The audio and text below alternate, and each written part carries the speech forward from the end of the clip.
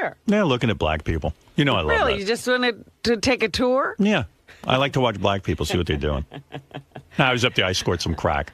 It's very good. Very high quality. Oh, my goodness. Can't get the good stuff down here. I had to drive through, and I was looking around. It reminded me of my old days in Roosevelt. You know, because Roosevelt was all black. And when I see all black people, I think back to my days in Roosevelt.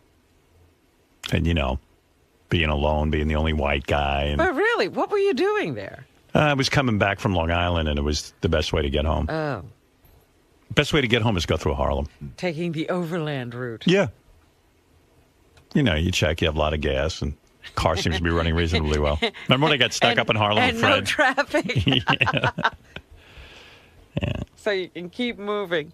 I like looking around from the car. I don't like walking around through black neighborhoods, but I like driving through them. I get the shakes otherwise. Sometimes I play a game. I laugh at the white people living there.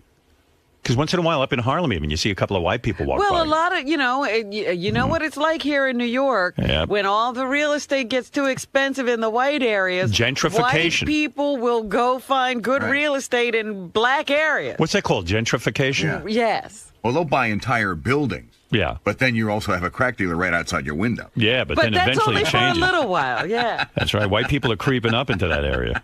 Soon there'll be no more black people around there, right, Robin? That's right. That's right. Lily White. They'll change the name. Yep.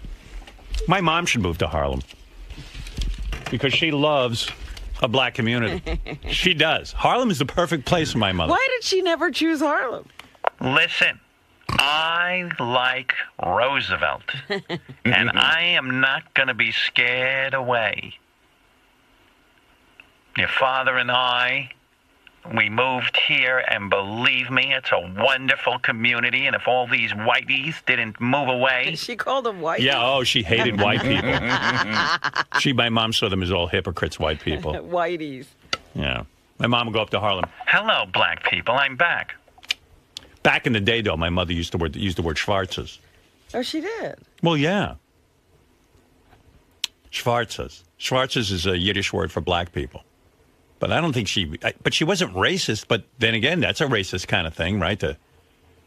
I don't know. Schwarze means black. Right. Those Schwarzes, I'm telling you, they're the greatest. See, that's confusing. It's very confusing. She liked black people.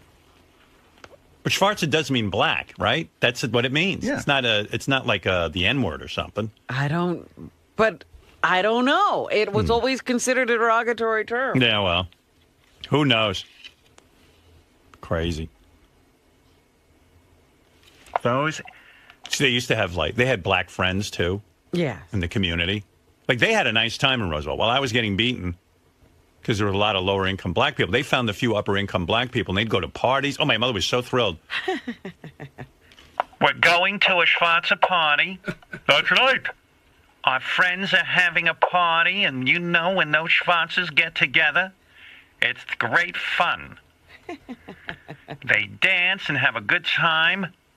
But the only problem is, when the Schwarzes have a party, yes, they say, come at 8 o'clock, and you get there, no one is there. They're always late. Believe you me, it's a whole thing with these Schwarzes. And I'd be confused about the Schwarzes. But it was a whole thing. My parents would get invited to their friends. And they thought it was crazy that, they'd call the party for 8 o'clock. And then, people would show up at 10 o'clock, and it made my parents nuts, because you know how punctual my parents are. I mean, what's with these Schwarzes? They call a party for 8 o'clock, and no one shows up. And it was the same story after the party, because they had their black friends. So they had to stay there for 2 hours alone? They had their black friends, the Powells. Maureen is wonderful. She is into this community, believe me. She's on the school board, and And their other black friend was this guy, Bert Powell, and he had a black accounting firm. He was the largest owned black accounting firm. Uh-huh. And my mother was, Let me tell you, Bert has a Schwarzer accounting firm, and he can't find any black people to be accountants. That's right. He wants black people, but there's no black accountants. What are you yelling about? That's what he said. And let me tell you, it would be wonderful for black men to work at the accounting firm, but he can't find any. That's right. And I used to hear this after the black parties. It was a whole discussion. The whole discussion about black people, what time the party started. You know that whole thing about CPT, colored people time? Right. It was like, my parents didn't know about that, but it really was true. Like, no one wanted to start the party in time. But that's ridiculous. What party starts at 8 o'clock? But they would claim that the people wouldn't show up till 10 o'clock. Like she goes, I'm not rushing there. But that says 8 o'clock. But we're not going to rush to the party because no one is there. We're the only ones there, Ben. That's right. But what are we supposed to do? Well, we should go later. But I don't want to go later. But any party anybody has, it never starts at the appointed time. No, this was evidently, this was way later than their white friends. You know, come to think of it, I had Robin over. I had a party at my house. You showed up 2 hours late. We're sitting and waiting for dinner. My cat was operated on. Shame on you. And I didn't even get a message from you or anything. Now that I should take that up with you. I was trying to get there. Forgot I'm mad at you. I can't drive and talk to you on the phone. Oh my God. Whatever, you know what I'm going to do with you from now on? If I have a party, I'm going to tell you a 2 hour early. I'll still be late. No, that day I was really a mess. I like punctuality. And I remember I even drove myself. I didn't even think to get a car to get out. I just totally misjudged everything because I was so tied up with Shame on you. I know. Nothing matters to you. I was devastated by my cat having a kidney transplant. Well, still. How dare you call a party on that day? Always late. And I don't go for that. At all. Everyone said, is Robin coming? I don't know. I know. I finally got a message. Are you coming? Yeah, I mean, everyone wanted to eat dinner. You know, Robin, I got to tell you, I was sitting there. Oh, you were there? Yeah, I was sitting next to Howard. He was getting... You know how he is about punctuality. He was getting, I know that. But really... You know what? I was really fine until like about 20 minutes before, and I said, you know, because we were going to eat dinner. We were going to eat at 8, and it was like 8:05, and Howard was like, what's going on? Yeah, and by the way, we told everyone to be there at 6 o'clock. No, you didn't. For cocktails. Yes, we did. Cocktail hour. Get there at 6:30. 6 o'clock cocktail hour. It was 7. No. I you was were 2 hours 7. late. No. What? You got the same email that everyone else got. Well, then I misread it. Well, you always do. I couldn't believe 6. You always misread. She has a reading issue when it comes to parties. Well, whatever. I'm what am I gonna sorry. tell you? I was devastated because I knew you would be a mess about it. Well, listen, everyone else was hungry. In fact, I before you came, and it was already like 10 to 8 or 20 to 8, I said to everyone, listen, she's not here. We're going to start eating. And everyone was in agreement, believe me. Nobody was defending you. I mean, what am I going to do? I would sit there all night and wait for you? No. I like to go to bed by 10 o'clock. I was ready to wrap up the evening by the time you got there. You actually stayed up later that night. I did. But I left everyone just sitting in the living room. I just went up to bed. You're very funny. Yeah. I mean, it's enough. Everyone's got the gift of gab late into the hours. Not me. Midnight is about as late as I'll stay up. The other thing was I got lost. I almost wound up in bed with you. Yeah, all of a sudden, Robin was in my bedroom. Like, that was a mistake, right? It wasn't that confusing. Robin was in my bedroom. Conveniently. Oh, that was hysterical. God, you wanted it so bad. If you'd gotten in, you probably would have gotten laid. I was in there. I closed the door. You didn't get in the bed, though. I chickened out. You wanted, I could tell. Were you in your negligee at that point? No. I was going to undress in front of you. Can you imagine if you had gotten into bed? She must have been so wasted. She got lost in my house. She comes upstairs to my bedroom, and she opens up the door and gets in.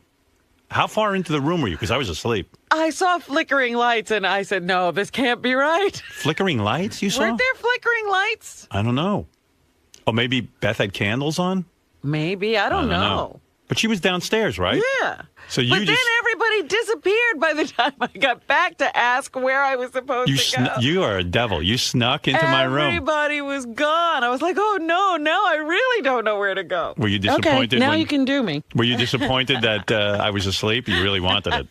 That's what I said. Oh, darn it. He's already asleep. I have big, pendulous breasts. You don't think there was something to that?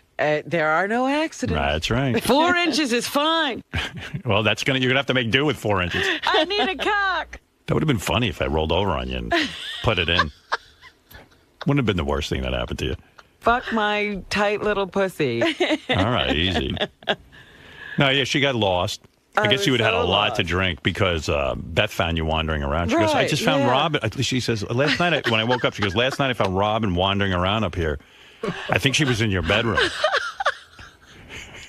I go, really? I knew she wanted it. That was funny. No. Because I was like, I don't think this is right.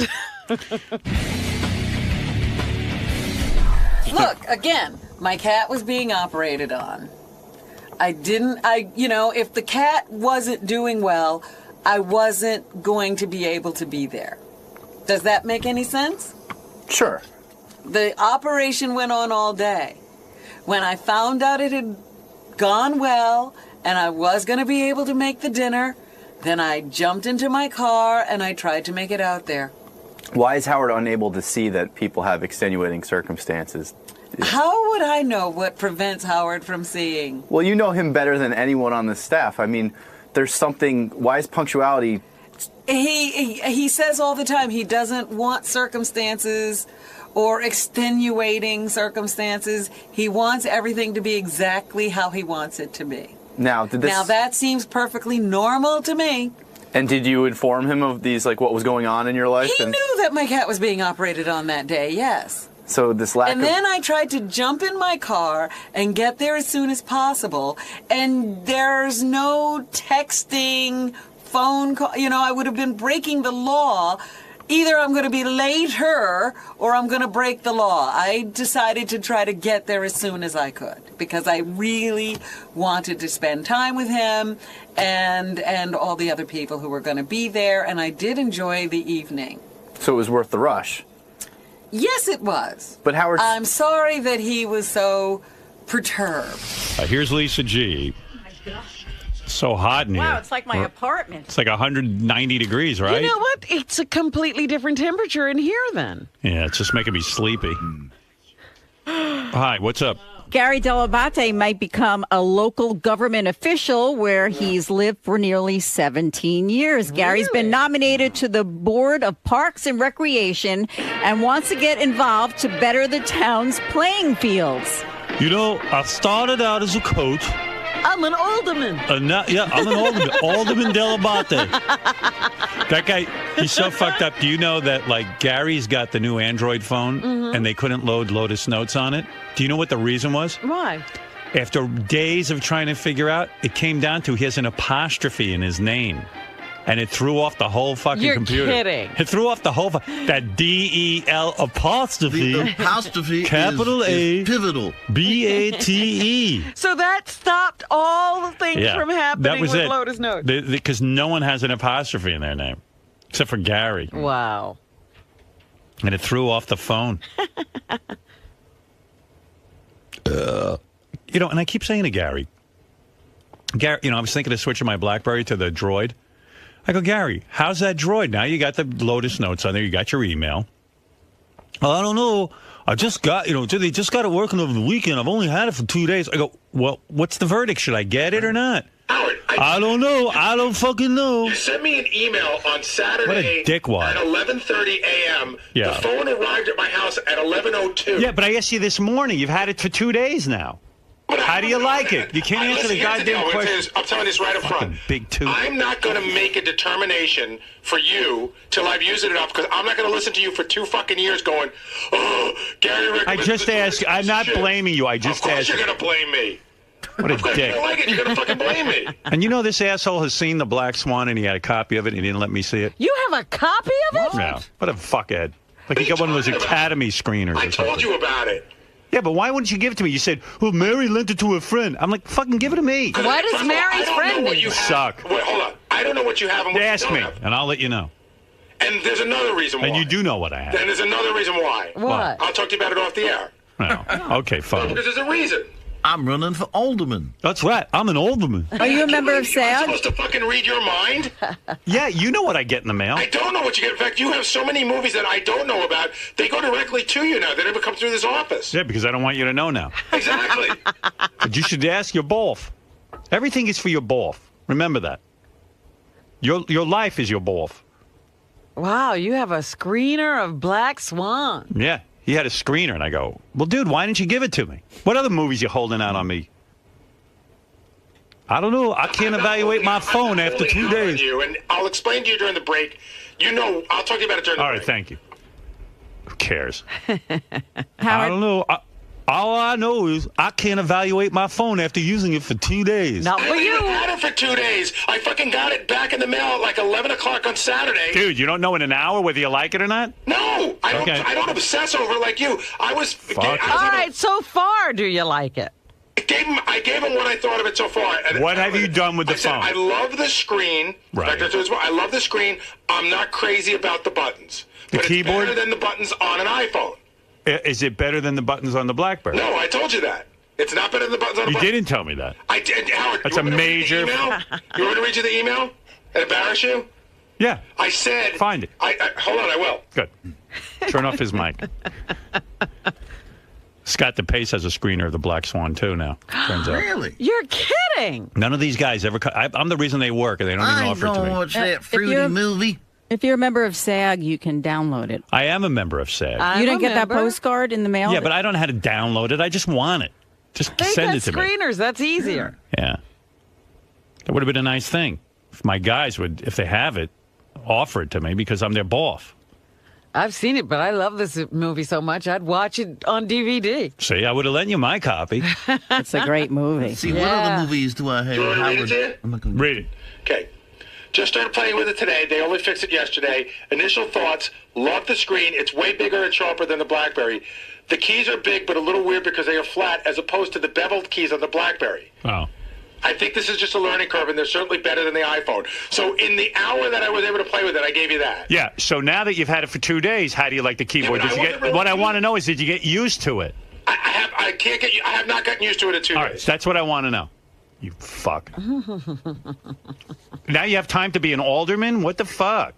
First of all, I'm not an alderman. I like Fred makes up names and then it becomes a fact. I you don't made have up enough- that name. You don't have enough work to do, is what I've decided, since you're now going to be on the government. You want to know what it is? Alderman Bowie. Let's see. I coach. I'm also on the government. I'm on the board of Parks and the head of the Recreation. Parks and And I'm too busy giving my boss a copy of the Black Swan. Okay, who stole third base?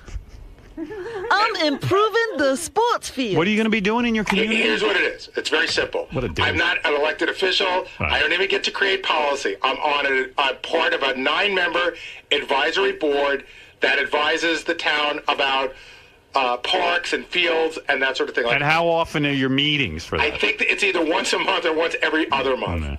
This is the start of my political career. I would like to see This new is how Jack bleachers. Kennedy got started. Bowie for president. I'll tell you, I know the dog catcher personally. Wow, Gary, you're a power broker up there. Is it so wrong to want to be involved? You make fun of me like it's being. Just be more involved at work I'm very involved at work. and be with your boss. This is a stepping stone, You don't bro. even want to be with me. Think about it. I sit on the board of Lifebeat. Now I sit on the board of my local government. I'm becoming a real player. Who knew that someone from Uniondale, Long Island would one day go to Delphi and grow up to be on the board? This is an appointed position. That's right. Eventually I'll be elected. I don't set policy yet. Not yet, but today I advise Parks and Recreation. Tomorrow I'm working for the sewer department. Tomorrow I'll be drawing up the state budget. I hope to establish an arboretum in my hometown. I wonder if I'll ever get used to the keys on my Android. They aren't beveled. I didn't get used to them in 2 days. I told you they're not beveled. Well, at least it's better than the iPhone. I got to tell you, Gary, angling to be some sort of politician now. I think so. I think this is the start of Councilman Bowie, Yeah, Councilman Delabate. then Governor Bowie. And then finally, Ask not what your apostrophe can do for you. Okay. you know your email wasn't. President Bowie. Did you know your email wasn't working because you had an apostrophe in your name? Well, that's what they told me. But Yeah. but see, that's the Lotus Notes. That has to do with Lotus Notes, not with the Android. And I've been on Lotus Notes for 15 years. They know how my name is spelled. Yeah. But I promise you, I'm not angling to be a politician. But it's already, and I'll tell you why I can't be one already. In the paper, they did a big article about it, right? Which I thought was bigger than they should have. But there's a big picture of me signing books at a book signing. Right. Well, that's nice. I go on the internet. Steve Langford goes, as you've seen on the web. I go on the web, and there's a picture of me in full color with a stripper wearing next to nothing. Wow. And I'm holding my book. Yeah. It was like, and it was totally embarrassing. And Steve goes, "Are you angry?" I'm like, you know what? If you take the fucking picture, it's going to turn up somewhere. That's right. I was with Lonnie. Always takes 1,000 pictures, and I go, they never end up anywhere. Now they end up with me running for whatever. You're never going to be president. I'm telling you. I don't know. There'll be one day where they say, at one time you couldn't be Catholic and be president, and now this man is been with strippers and he's president. It you go. didn't stop Schwarzenegger. That's right. Schwarzenegger's been in a lot of provocative. He smoked dope on a film. Don't you have to go to Guatemala and ignore the people and not eat their food? I am part of Parks and Recreation. I'm part of 9-people panel who's going to work in their community to advise them on parks and recreation. Okay, on the agenda tonight, picnic tables. Should they be white oak, balsa, or Canadian redwood? The senior center needs new trees. Do we have that in our budget? Except there's too many old people in the senior center. I think our town needs a hard-to tennis court. Although some people have expressed a desire for the clay court, and I believe the green grass court, except green grass requires too much chemicals. What is he doing, by the way? I mean, like, what's Gary doing? What are they going what's- to be doing? Really? What is he? He wants a volunteer to He wants to be involved. in the community development. Yes. It's just the parks. Didn't you used to There's be on no- your, there's didn't you no used to be on ducks. your, wait, What? didn't you used to sit on your condo board? No, actually, no. I thought you did. I was. They needed a name to be on the condo board, but I didn't go to the meetings. And you're involved. No, I wasn't involved. No? Okay. I stand corrected. That's why I'm not on it anymore, because I didn't show up to any of the meetings, which is exactly what you should be doing. By the way, the person who wants the statue of Nathan Hale in front of the rec center, I'm against it because Nathan Hale was a shitty spy and he got executed, so therefore he should not get a statue. Well, it's weird because, like, I had to go to the first condo meeting, and I went, this is like taking 2 hours, and you know what? I have a pretty important job. I could be home reading a book or watching something that I can talk about on the air. This is for somebody else. Yeah, this isn't for a guy with a job. This is for a retired person. Well, Gary's particular interests are the playing fields. My boys all play sports, and I want to give back. I love these playing fields so much. Playing fields are important. We saw how Gary throws a ball. You can see why playing fields are so important. No child should grow up like him, unable to throw a baseball. I'm helping all the kids for the future. So how many, is he going to go to the meetings and advise them? Like, what does he know about it? What does he know about any of this? He's not. There should be playing fields. That's what he'll throw into every meeting about a park. We should have a playing field where they move all the pitching mounds closer to the plate so that the pitcher can reach the plate. It's too far. All right, we're taking over this property. And we should also that was expand the donated, strike zone. And we're making a park. There should be playing fields. I think when the kids throw a pitch, it should be allowed to go over the batter's head. What do you think's more important, playing fields or black kids making movies, Robin? Black kids making movies. Why, what does that do? More can do it. But she's not making the movies. You're going to be on the planning board. I'm not making the. No, but you got to go to meetings. Yeah, Robin has fundraisers. Everybody's doing something. Well, everybody but you. That was one night. You're going once a month. I'm not doing anything. Believe me, I get your emails. It's way more than one night. not for scenarios. Right, it's for the other stuff, for educating people. He's got a point there. What point? I don't know. That you email a lot. What's email got to do with anything? You're actually meeting, physically Hey, meeting. Robin, let's team up and make a special baseball field for black kids who make movies. We can combine our passions. You're about vegetation. I'm about vegetation. That's right. We could discover the new Ben Roethlisberger together. I asked the guy what he thinks of his cell phone. He needs more time to think about it. How much time do you need? When can you get back to me with that answer? When can we expect that I'm anxious. That I opened the box at 11:20 and 11:40 and I have an answer for it. No, I'm anxious to get I'm one. not on your timetable. Oh, so, I really am not. I mean, no, dude, you had it for 2 fucking days. I'm not talking about 20 minutes. I didn't know you'd had it for 20 minutes, so I said, okay, get back to me. So I asked you today, what do you think of your cell phone? and I said pretty much the same. I don't know, boss. I've only had it 2 fucking days. You don't know if you like a cell phone? I don't know. You don't know. So fucking ask someone else. I knew in 2 days whether I like my BlackBerry. Well, that's good. You guys should have a very nice relationship. I do. I liked it. Why you get rid of it? I want to try something new. If it's better.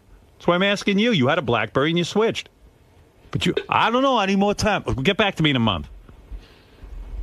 Fucking guy. Look, Ralph has been liking the iPhone for a couple of years now. It hasn't persuaded Howard to get one. Right. You can give him your opinion. I did, Robin. I gave my opinion. Okay. I still don't know his opinion. You fucking know my opinion. I don't think he likes his new phone. He's saying he likes it, but I don't think he does. No, I do like it, but I really am hesitant to recommend anything to you because I'm All right, if it wasn't me, it's Fred. What are you going to say? Fred, definitely get it. Get it. Okay. Fred's an iPhone guy. All right. Right. But Verizon's coming out with an iPhone, so that'd be a good choice. Don't get the first version. Right. That's what they say. You're probably right. He's not saying that. They said it. Techno Beaver has spoken. Gary. Yes. So how does something as simple as a cell phone recommendation turn into this entire rap about you being an aspiring politician looking to make all these policy changes in your town? Listen, they all come together, but as far as the phone is, he's very impatient. When he gets his mind on something, he wants it like now. So I mean, he wants me to say either it's bad or it's good. And I got it on Saturday at 11:20, and I played with it a little bit. Then I took my son for a haircut. Then my wife and I went out to a party. Then yesterday I was having a game, and I took it around, and I had played with it a little bit. And so in the less than 48 hours I've had it in my hand, because I still haven't had it in my hand for 48 hours, in that amount of time he asked me this morning, and I said the same thing that I told him. I still haven't had it for a long time. I love the size. Here. I love the size of the screen. The keys are a little funky to play with, so I'm still using it. In other words, I haven't typed on it for, I didn't get it and just typed for 10 hours. And he wants an answer. You mentioned that Howard would sit there and obsess over something like that until that's all he would do was sit in his apartment and play with it. I have other shit to do. Including this new board that you're sitting on. I haven't done a thing about it yet. Hasn't taken a second of my time. Now, obviously, Fred, he brought back the Sharpie marker. Yes, he did. did. It was a throwback ball bust today. But during this process, they sort of take the storyline and run with it. Do you really, truly have any type of political aspirations? None whatsoever. I have no political aspirations. I thought it would be a fun thing to do. I was asked, and it doesn't take a lot of time, and I think I sort of had some knowledge in the area. It's about getting fields for the town is one of the aspects of it, because I've coached a bunch of my kids' teams, and I know where they should be or, where they're lacking, and that sort of thing. That's all it is. Now, Howard also questioned you. You said you wanted to be more involved. What about being involved in the community does Howard not understand that, that you all do? Of it. But what's great about it to you, in your opinion? Well, if you can make things better in a place where you live, that you would try to do that. I would think that most people would try to, if you can help to make things better, you would try to do that. But this in no way detracts you from your task at hand, which is, being the producer of the Howard Stern Show. Everything that's me not being here detracts from me being here in Howard's mind. He forgets. Sleeping detracts from me being here. I was actually thinking of tweeting. I was thinking I was watching the football game, and I had a lot of thoughts during the football game last night, the Jets and Pittsburgh. Mm-hmm. And so, like, I was like, and then my dog Bianca was wearing a terrible towel. Yes. I was all dressed up in the terrible towel, and I thought it was funny. I'd put it on a tweet if I had such a thing. And then Gary said, "I'm just about done with tweeting. I'm not tweeting at all." Why is that? And I said, "Why? What's going on?" And he goes, "It's way worse than Stern Fan Network. It's like, if I tweet anything, if I just say, hey, it's a nice day, they're like, yeah, of course it's a nice fucking day for you, Baba Booey, sitting there working off of Howard's ass and making all that money that you don't even deserve, and you're a big lip-toothed bastard and all this shit." I said, "You're kidding." He goes, "No, because," I said, "Can't you just tweet without anybody commenting on it? Like, you don't have to see the comments?" He goes, "No, that's the whole thing." Well, you can, but you know what? You sit there and you go, I'm not going to look. I'm just going to tweet. I'm not going to look. But of course, then people are commenting. You want to see what they think. Right, because you get notification that you've got comments. I think I want to follow other people's tweets at least. Steve Martin is a great place to That's start. what I heard. Really funny. Steve Martin's really good. A lot of comedians are pretty funny. Some people just promote. Some people do their whole day. Some people, like John, was really into following Miley Cyrus because it's such minutia and such I'll her have bullshit. Paris Hilton and the Kardashians just to see what they're up to. Do I own my name? Like, if I go on as Howard Stern, like, does somebody else have it? Probably. I'll have to go take a look. All right. Like I just had a guy kicked off. I'm verified, so my name on Twitter is Robert A. Bowie because Baba Booey was taken. Right. And the guy. So why don't you just be Gary Dell'Abate? I don't know. So the guy because I wanted to make it easy. I'm like, Baba Booey's easy. So the guy. But Robert A. Bowie isn't easy. It's not, but it's the only thing I could get. So the guy. So be Gary Dell'Abate. That's easy. Okay, I'll be Gary Dell'Abate. Yeah, no, I'm serious. I know you want followers. Well, I was trying to do. So anyway, he's Robert A. Bowie. Who's going to find him? I didn't know he was Robert A. Bowie. So how would I follow? How would I know that? Because I say it on the air. Oh. How would you know it? So anyway, this other guy that was doing Baba Booey, it was Baba_Booey. Like, at first, I was like, okay, he's being like a bit of a dick. It's funny and everything. But then it was like, he was saying like terrible things and people were starting to believe it. He was like saying bad shit about you. And people were writing like, Gary, you're going to get fired. Why you be such a dick? So don't. So I had him thrown off. So what's going on? So like if I Twitter.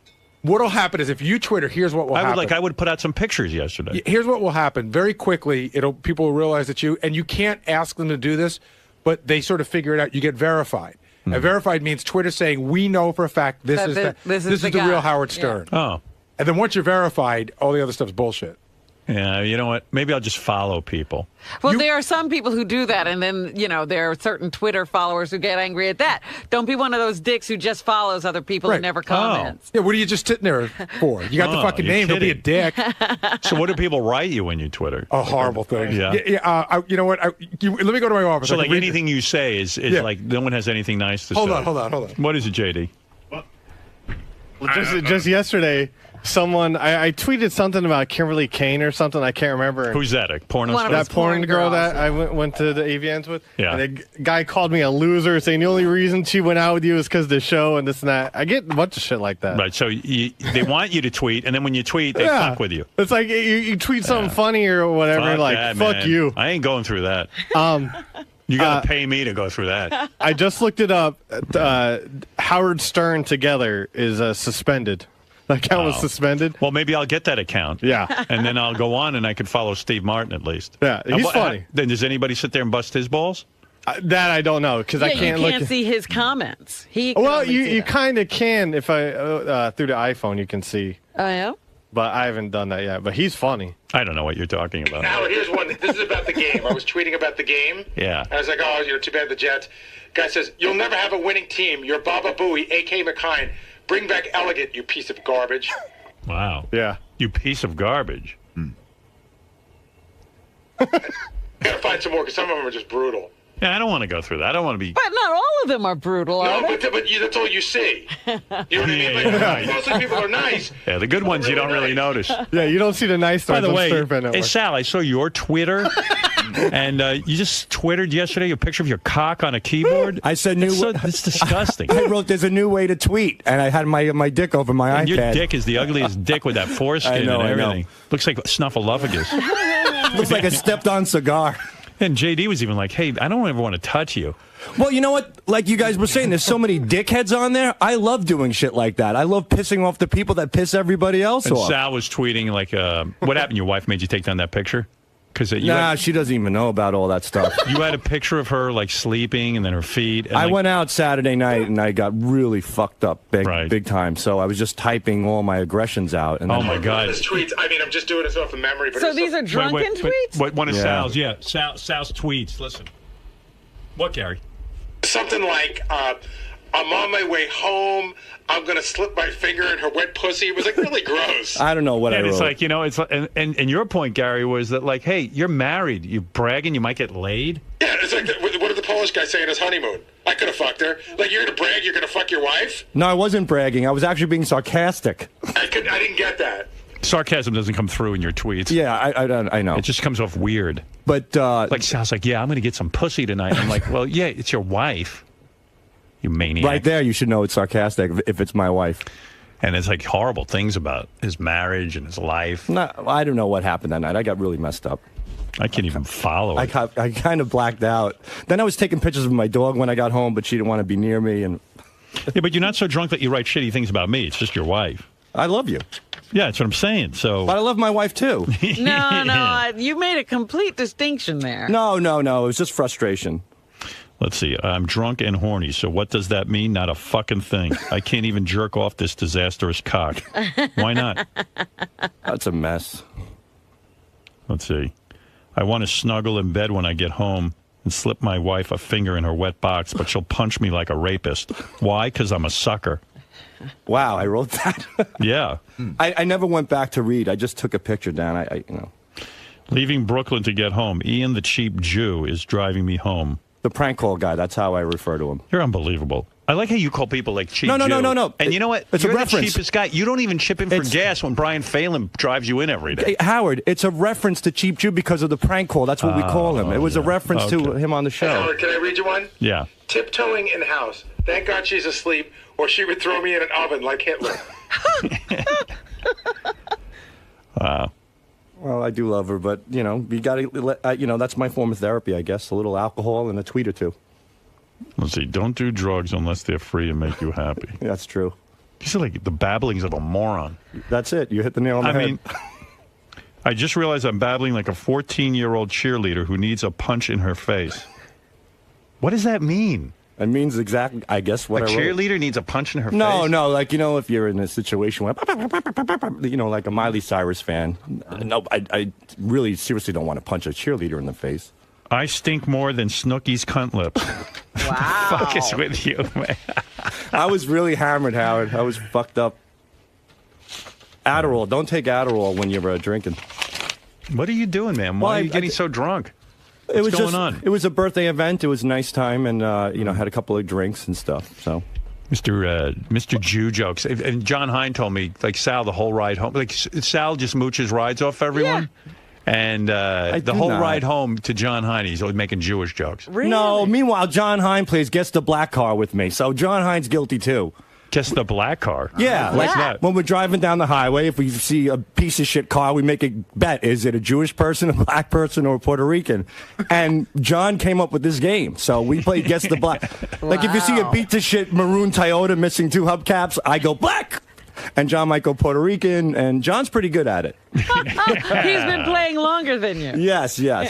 I'm looking at these tweets, and it's like Sal misspells the word retard. He spells it R-E-Y-T-A-T-D. And I'm like, you're retarded.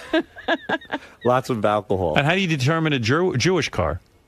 Mercedes. It's a dunk shot. But how can you tell if someone's Jewish in the car? What is there, a big swastika? I mean, a big, what do you call it? Big Star of David? No, a big Mercedes emblem right on the back. Yeah, but how do you know they're Jewish? When we pull up, sometimes you can figure it out. I don't want to go. I'm not saying. It's just you're boring. Goodbye. That's just so stupid, that game. I didn't make it up. All right. Thank you. He's so annoying, and his big picture of his cock. And it's laying on a keyboard. And even JD wrote, like, you know what, dude, remind me not to touch you or don't touch anything of mine at work. Right. I didn't want that on my phone. Sal, What? what the hell happened to you on Saturday night? I got really drunk. Where'd you go? To a birthday party. And you popped an Adderall and you drank, so you were probably up really late and all like tweaked out almost. Yeah, bouncing off the walls a little bit. What, now, these tweets about your wife, you claim they're therapeutic? Yeah, they helped me a little bit, you know. But you still stand by your claim that you love your wife and that they didn't really mean anything. Yes, of course. But have you ever heard the old adage, you know, a sober man's thoughts are a drunken man's words type of thing? So the truth comes out when you're drunk. Your true feelings about things, your true frustrations, and everything that you have bottled up inside, all these really honest, lucid things. None of that's true. Dude, come on. Not even close. You're talking like that when you're drunk. When you get drunk, it taps into your subconscious and it makes you more creative. That's all it is. It's just creative or honest? It was a creative process. So you're still not getting laid very often at home? No, I'm all right. There's the real racist right there. Yeah, I'm the one who made that game up. Yep. See? Sal, he's being all coy like he didn't do it. Come clean, man. Come on. What do you want me to do? You still harbor a ton of resentment for the whole 143 thing. Maybe a little bit, but hey, you gotta get past it. Do I harbor resentment from the 143 thing still? Yes.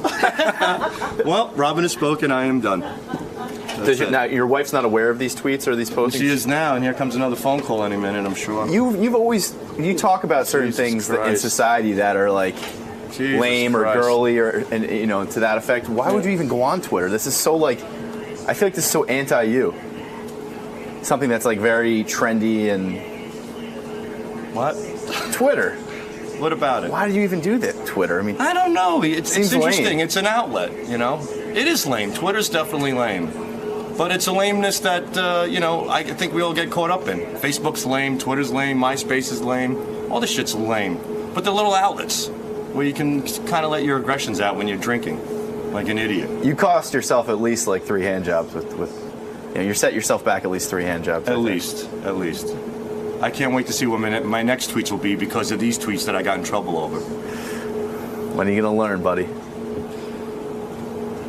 When I'm dead. A note from Doug Goodstein from the Howard TV guys. They covered it. Oh, did they? Yeah. I wondered if they were, treating this seriously or if he was going to have a TV crew following him. I asked Ronnie about it, and Ronnie got an audition for some sitcom. But now it's sounding like strange to me. First, I thought they were giving Ronnie his own sitcom, and now it sounds like he was auditioning for one episode, and that they called a whole bunch of other people from the show to audition as well. Like Richie Wilson ended up auditioning, and Rachel. For the same part, Ronnie was auditioning for, a different other part. parts. Yeah, it sounds like it's they're stacking the deck. They're stacking the deck, and it's like a promotion to get our fans to watch the show. Right. So I don't know. I was hoping for the Ronnie sitcom. Well, yeah, the other day when we were talking to him, I couldn't tell because at first it sounded like this part was written for Ronnie. Yeah. And then he started talking about having to go in and audition. And I thought, well, that's odd. Here's the notes. This was a quick audition for a show called Wheels. Richie Wilson and Rachel Fine were also at the audition. Rachel and Richie ended up auditioning. Richie is... What is he, a cameraman? Yeah, I don't even know what he does. He's on Howard TV. Right.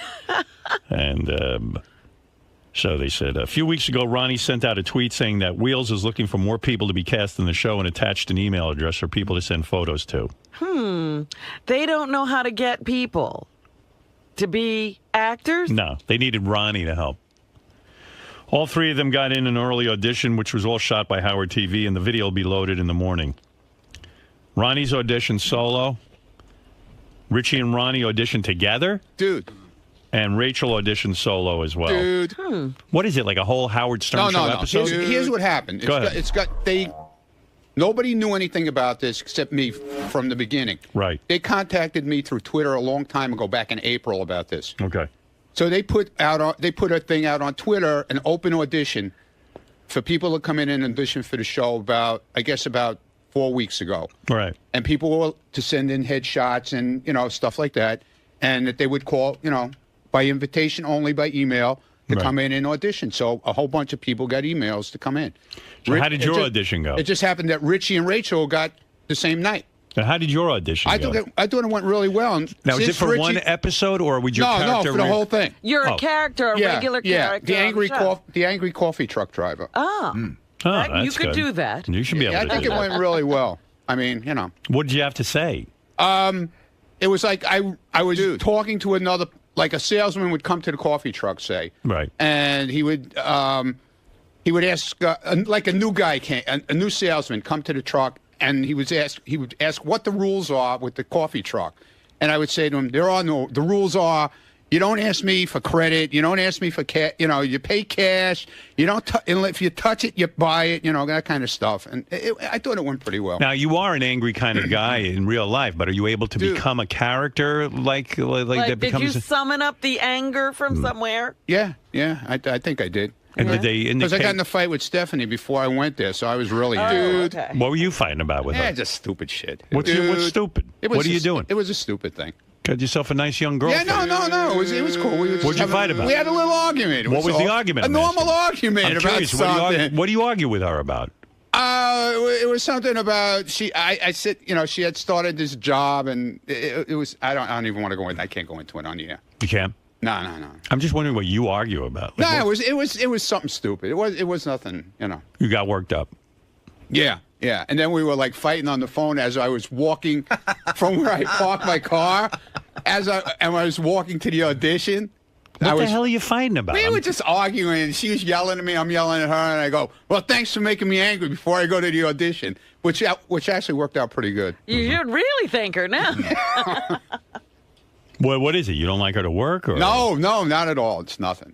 It was cool. What do you think he's fighting with? Everything was fine, I'm trying man. to figure it out. If I don't know, does he not like the kind of job she took? She's got a great job. What she was wearing? You think she's like? No, it was nothing like that at all. Nothing like that. Nothing. Anyway, it says here in my notes, Lisa G was supposed to be there at 7 o'clock for the audition. At 6:45, she contacted Ronnie and said she was going to bail out. Yeah, well, she texted me, and see, originally the audition was scheduled for 8 o'clock. 8 o'clock at night. 8 o'clock at night. Then they said they would start earlier. So I text her. Now I know she lives in the city. Right. I text her at 20 to 7, and I said we're going to get in earlier, probably around 7 o'clock in that area. Right. So they took us upstairs about 5 after 7. At 6:50, she texted me, said, "Sorry, I can't make it. Good luck." Oh. She bailed out? She's the newswoman. I don't know. I have no idea what That's happened. a big story, you auditioning for a sitcom. I don't know what happened. Howard TV was there at 6 o'clock waiting in the lobby. So that's all I know. The guys wrote, it seems as if she was inconvenienced to do the shoot. Well, if Ronnie gets the sitcom and it takes off, Howard 100 News won't have been there at the beginning. That's right. What's with Lisa G not showing up? I don't know. Let's see what else. Richie was able to see the script that Ronnie had to read. It was basically written as if Ronnie wrote it himself. What does that mean? It seemed like a natural read for him until he had to say the word Epicurean. Epicurean, yeah, but I did it. I kind of did it on purpose to make it sound like I was stupid. Oh, that was a technique you used. Yeah. An acting choice. I actually read it twice because when Richie read for the part that they had him try out for, he was the salesman who came to the coffee truck. So they said to me, well, why don't you read the part with him and let's see how it goes, and it went pretty good. I think, anyway. But I always think everything goes good and winds up being shit, so. Richie did the audition as a goof to see what would happen. They ended up pairing him with Ronnie to read together, but Richie doesn't expect to be called back. Richie doesn't feel he did a good job. Oh, really? He's not an actor. After Ronnie's first read, Richie heard everyone in the room clapping through the closed door, so they must have liked it. They were, so. So then maybe you got the part. Now, how cool is that? Yeah, I was pretty happy about the whole thing. Also there at the audition was one of Ronnie's former hot chick of the week, Christy Day, who flew in from North Carolina just to try out. Yeah, she had sent in her thing, headshot. Yep. She does acting and modeling and stuff like that. So when are we going to find out if you're in this show? I don't know. I guess I'll hear from them when they're done with the auditions. So. All right. I know they were running them till like 2 a.m. this morning. So. Wow. What is it, Gary? In 10 seconds, I'll be right back with the audition. Oh, you have it? Yeah. You have Ronnie's audition? I have Ronnie's audition, and then I'm pulling the one with him and Richie. Okay. Ronnie De Niro. Because the first one he did with the producer. All right. I'll wait for that. All right, man. Ronnie De Niro will call you. Hey, I hope it works. Yeah, why not? Yeah, I hope it's cool. Did you discuss how much money it's going to pay? No, we hadn't gotten.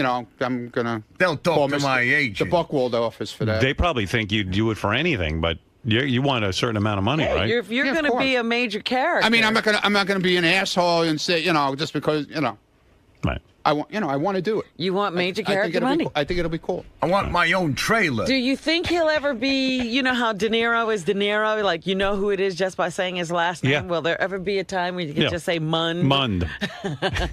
What is it, Gary? So it's on Gary, page 2, in green in the first column. So the guy you hear off mic reading with him is the producer, and then I'll pull the one with him and Richie. You hear your audition. See how you did. Ready, Ron? Ready as I'm ever going to be. Hi, what's special today? What's special? I'll tell you what's special. What's special is that I'm done in 2 hours. That's what's special. No, I need on the truck. Good joke. New guy, huh? What's special is no credit. It's all COD. No, and I'll pay you on Friday crap. No Rick. I'll give you some money on Tuesday. No, I haven't sold a car in a week and have... What the fuck? It's fine. I was warming up. Sounds like they'll give you the job anyway. Yeah. No, I think it went, pretty good. Right. What do you think, Robin? You think he's got something there? They were clapping? No. They were clapping They for were that. clapping. It was over. Money. And what's really special, no roach coats jokes. Because I don't smoke them, sell them, or have them. They're okay. That's what's special. He's a horrible actor, isn't he? But sometimes that's what works. Well, they want somebody who sounds dumb and stupid, I guess. I don't know, an angry driver. Besides, how special can coffee and buttered rolls be? This ain't Olive Garden on wheels, you know. Just asking because I was in the restaurant business too. Oh, yeah? Well, I could see how great that worked for you. I ain't watching this show. Maybe once you see it on camera, it really pops. I think he's got something. I'm not sure what it is, but he's got something. I don't know. What do I know? Hey, maybe Look, that's the... I don't know what they're looking for. Ronnie, if they were applauding that, then maybe you're onto something. Hey, I hope so. Yeah. Ha! Let me guess. You had some fancy place somewhere with tablecloths and candles, that real expensive shit most people couldn't pronounce. I'm getting close, right? Made a lot of money, spent all the cash, and you beat Uncle Sam out of silly toys and cheap broads? Oh, God knows what else you're gonna try to... Oh, my God. Are there periods in that sentence? I think he got something, but I don't know if it's called No, there are periods, man. Yeah. That's some read. Maybe he was a little... It is a read. Were you a little nervous? Yeah, a little bit, yeah. Little bit, Of course I was nervous. Sure. Pulled some Zagat into protection bullshit. What? What did he just say? Zagging in the what? I don't know. Wait, let me back that up. I mean, cater truck cuisine, right? What? The protection. Sam out of silly toys and cheap broads. Oh, God knows what else you're gonna try to pull some Zagat into protection bullshit. Into the I don't know what that is. That's. You think it went well? Yeah. You think that audition went well? Yeah, I think it went well. You didn't even fucking say in English over there. Yeah, well, that's the whole idea. Really? That's the whole idea of it. They wanted me to sound, Well, you definitely just sound dopey. That's what they want. They want. Does that even sound like you're... Well, all right. Well, I don't know what they're looking for. I don't know. Maybe that's not what they're looking for, but that's what they told me they're looking for. I was going to say, they gave you some direction like that. Yeah, because I met with these guys about a month ago. Okay. At a restaurant. Did they give you the lines in advance? No, there was Well, a why didn't they do read. that? Because they wanted me to just come in and read it. And see how it went. Well, they gave it to me 5 minutes before I walked in. So you didn't get to memorize it or anything? No, I was just reading it off the paper, About carrying cater truck cuisine, right? What? Carrying so what? What's catering truck cuisine? You can't even fucking say it. I was cuisine. doing catering truck cuisine. I was doing it on purpose like that. No, you weren't. Yeah, I was. You're having trouble. No, I wasn't. I did it on purpose. Bullshit. I'm telling you. Don't bullshit. I was wasn't my true bullshitting. line. I wasn't bullshitting you. Ronnie. Ronnie. Dude, I'm not bullshitting you. Gonna be. Just coffee and a piece of fudge over there. Fudge? Where the fuck do you see fudge? There you go. That's Ronnie. You really... Mastermind? Well, Wolfgang, fudge happens to be mushroom truffle casserole. What? Yeah, well, it looks a bit oozy. It didn't last a week. Okay, then, just coffee. Thanks. Hope you sell some cars that Chateaubriand. Thank you. It sounds to me like they were goofing on him, giving him hard words to say. Something's up with this audition. I mean, they were Because throwing. if he's supposed to be like just an angry blue-collar truck driver, what's he doing using First words of all- like Epicurean First of all, and cuisine what show do you know a guy has this big a dialogue? with the guy in the truck? Right. What is it? I was just going to say the second one that he does with Richie is a different pronunciation of that word that he couldn't get the first time. I know, but Well, I was refining my humor. I think they're up to something here. I don't think so. No? No. Wow, look at the applause. Ronnie. Yeah. Ronnie goes, I think I did good. Yeah. I said I thought it went all right. Joe, how do you like the audition? Hey, well, if they were looking for somebody who truly sounds stupid, you nailed it, Ronnie. Well, there you go. This guy thinks you did a good job. Right. Very nice. Are there any actors out there who can shed some light on auditioning and how Ronnie did? Keith, you're an actor. How did that sound to you? He sounded like Hank the Drunken Dwarf. You put that tape of him next to Hank side by side, you won't be able to tell the difference. Well, Rick, go ahead. You're on the air. Like the last guy nailed it. It's Hank the Angry Dwarf. Right. I mean, if you pull from the son of the beach, that's exactly what Ronnie sounds like. James, you're on the air. Howard, make it stop. Make it stop, please. Good God. You're killing us. You don't like Ronnie's audition? Oh, man, it's horrible. It's horrible. After a good week, and now you're bringing us all down. All right. Well, there you go. Place is falling apart here. Place is falling apart. Look at this. What happened? I don't know. I put my hand on here, and all the crap is coming off of my head. Oh, dear. I guess it had a 5-year shelf life. Richie Wilson was at Ronnie's audition. Hey, what's going on? What's up? The funniest thing was Ronnie came almost dressed for the part. He had on like a shirt that would look like he came from a mechanic shop. It had the name Mac on the chest and everything. Well, he's a method actor. Yeah. I'm like Lee Strasberg. Yeah. Did you have an outfit on that would reflect the character? Yeah, it was whatchamacallit. Oh, yeah, there you are. There he is. Oh, there he is. Well, look at you. Look the part. That was some read. All right, listen. Whatever. I'm glad you got the audition. I hope it works out for you. I really do. Thank you. I mean, it's unbelievable. Jeff, go ahead. Jeff the drunk wants to weigh in. I think he liked it. Yeah. Go ahead, Jeff. Yeah, oh, yeah. I'm sure he loved it. That was so fucking funny. Holy shit. I bet you I could do better than that. I bet you could. Well, listen, you got to give They it a didn't shot. call you. No, they called Ronnie. They want him. All right, listen, Ron. Congratulations on your triumphant audition over at the. Thank you. What's the show? Wheels. Wheels. Wheels. Okay, very good. Ron, yo, talk to me about the audition itself. Okay. A lot of people in there were doubting your acting skills. Listen, I went in there. I don't claim to be an actor. I claim to be myself, okay?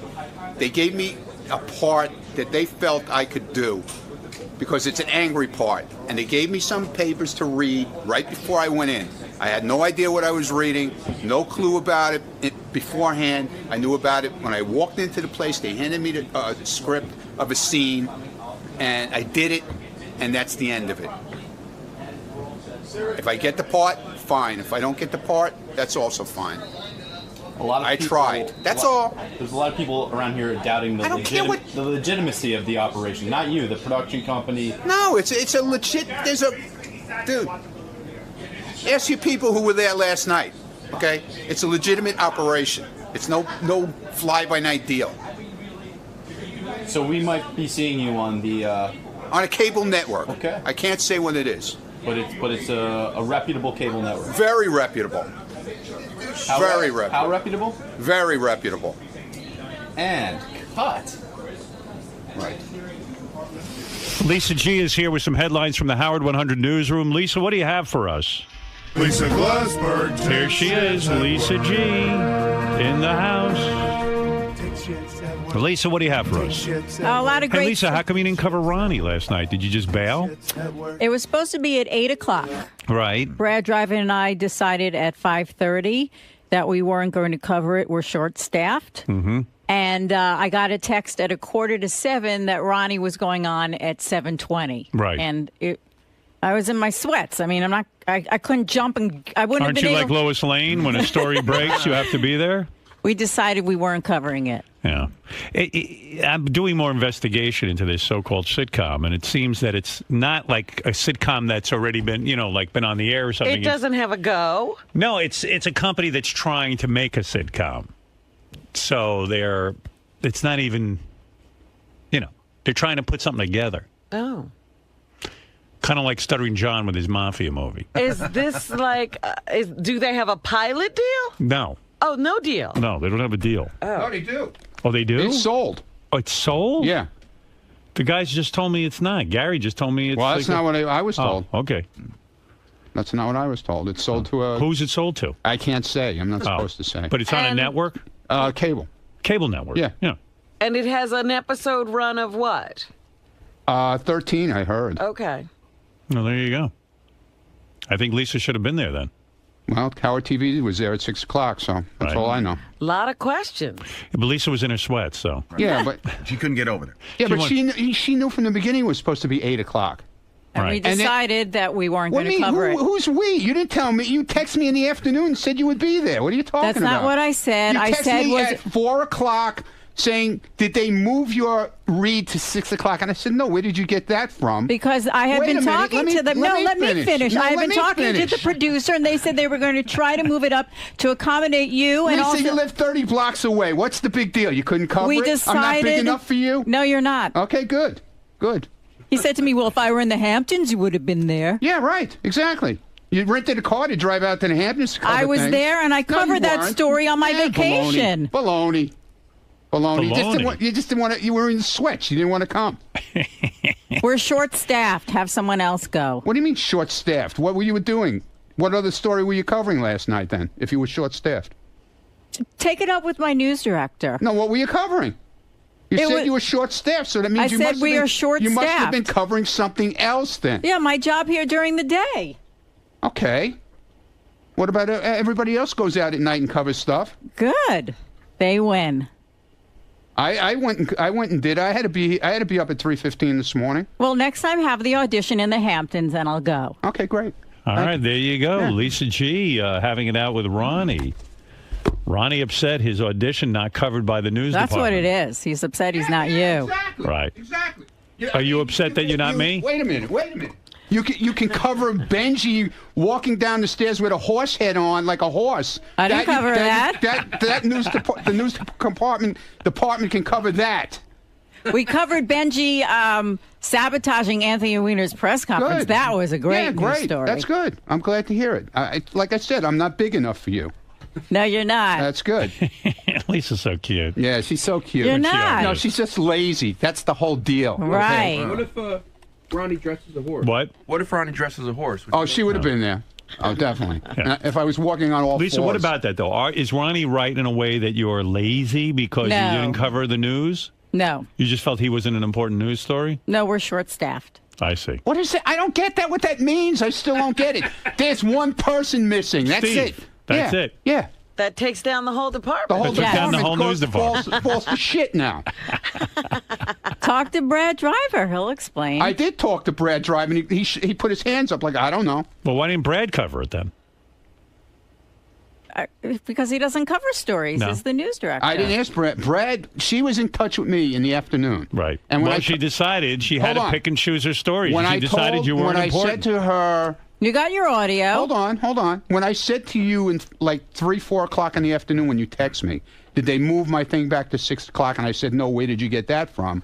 You said, oh, that's so unfair because you get up so early in the morning. Which means at that point I said to myself, you didn't want to come out because you got to get up in the morning. I was trying to get you in there earlier, Ronnie. You wake up so early. Why were they having you audition at 8 o'clock at night? I wasn't auditioned at 8 o'clock. Well, that's what they had told I was at me. at 7:30. That's what they had told me up But until I let you know way 5:30 in the Wait, evening. Ronnie really wants to be on the news. I let you know at 20. I let you know at 20 to 7 that we were going in earlier. And Ronnie, would Lisa- you would Lisa- lived 30 blocks away. You couldn't get there in 15 minutes. Would Lisa? No. Would Oh, Lisa have I been guess there not. if it was a red carpet event? Definitely, without a doubt. I see. Well, Yeah. maybe if there's a red carpet premiere. No, of your no, TV no, they don't show. have to come at all now. I don't You know, care. I got to say one thing. Ronnie's the only person around here bitching about not being covered by the news. I know. department. I love not being. Well, no, she made We such like it when they're short staffed. No, she made it such a big deal out of texting me in the afternoon about didn't they move it to 6 o'clock and all this nonsense, like it was bothering her because it was so late.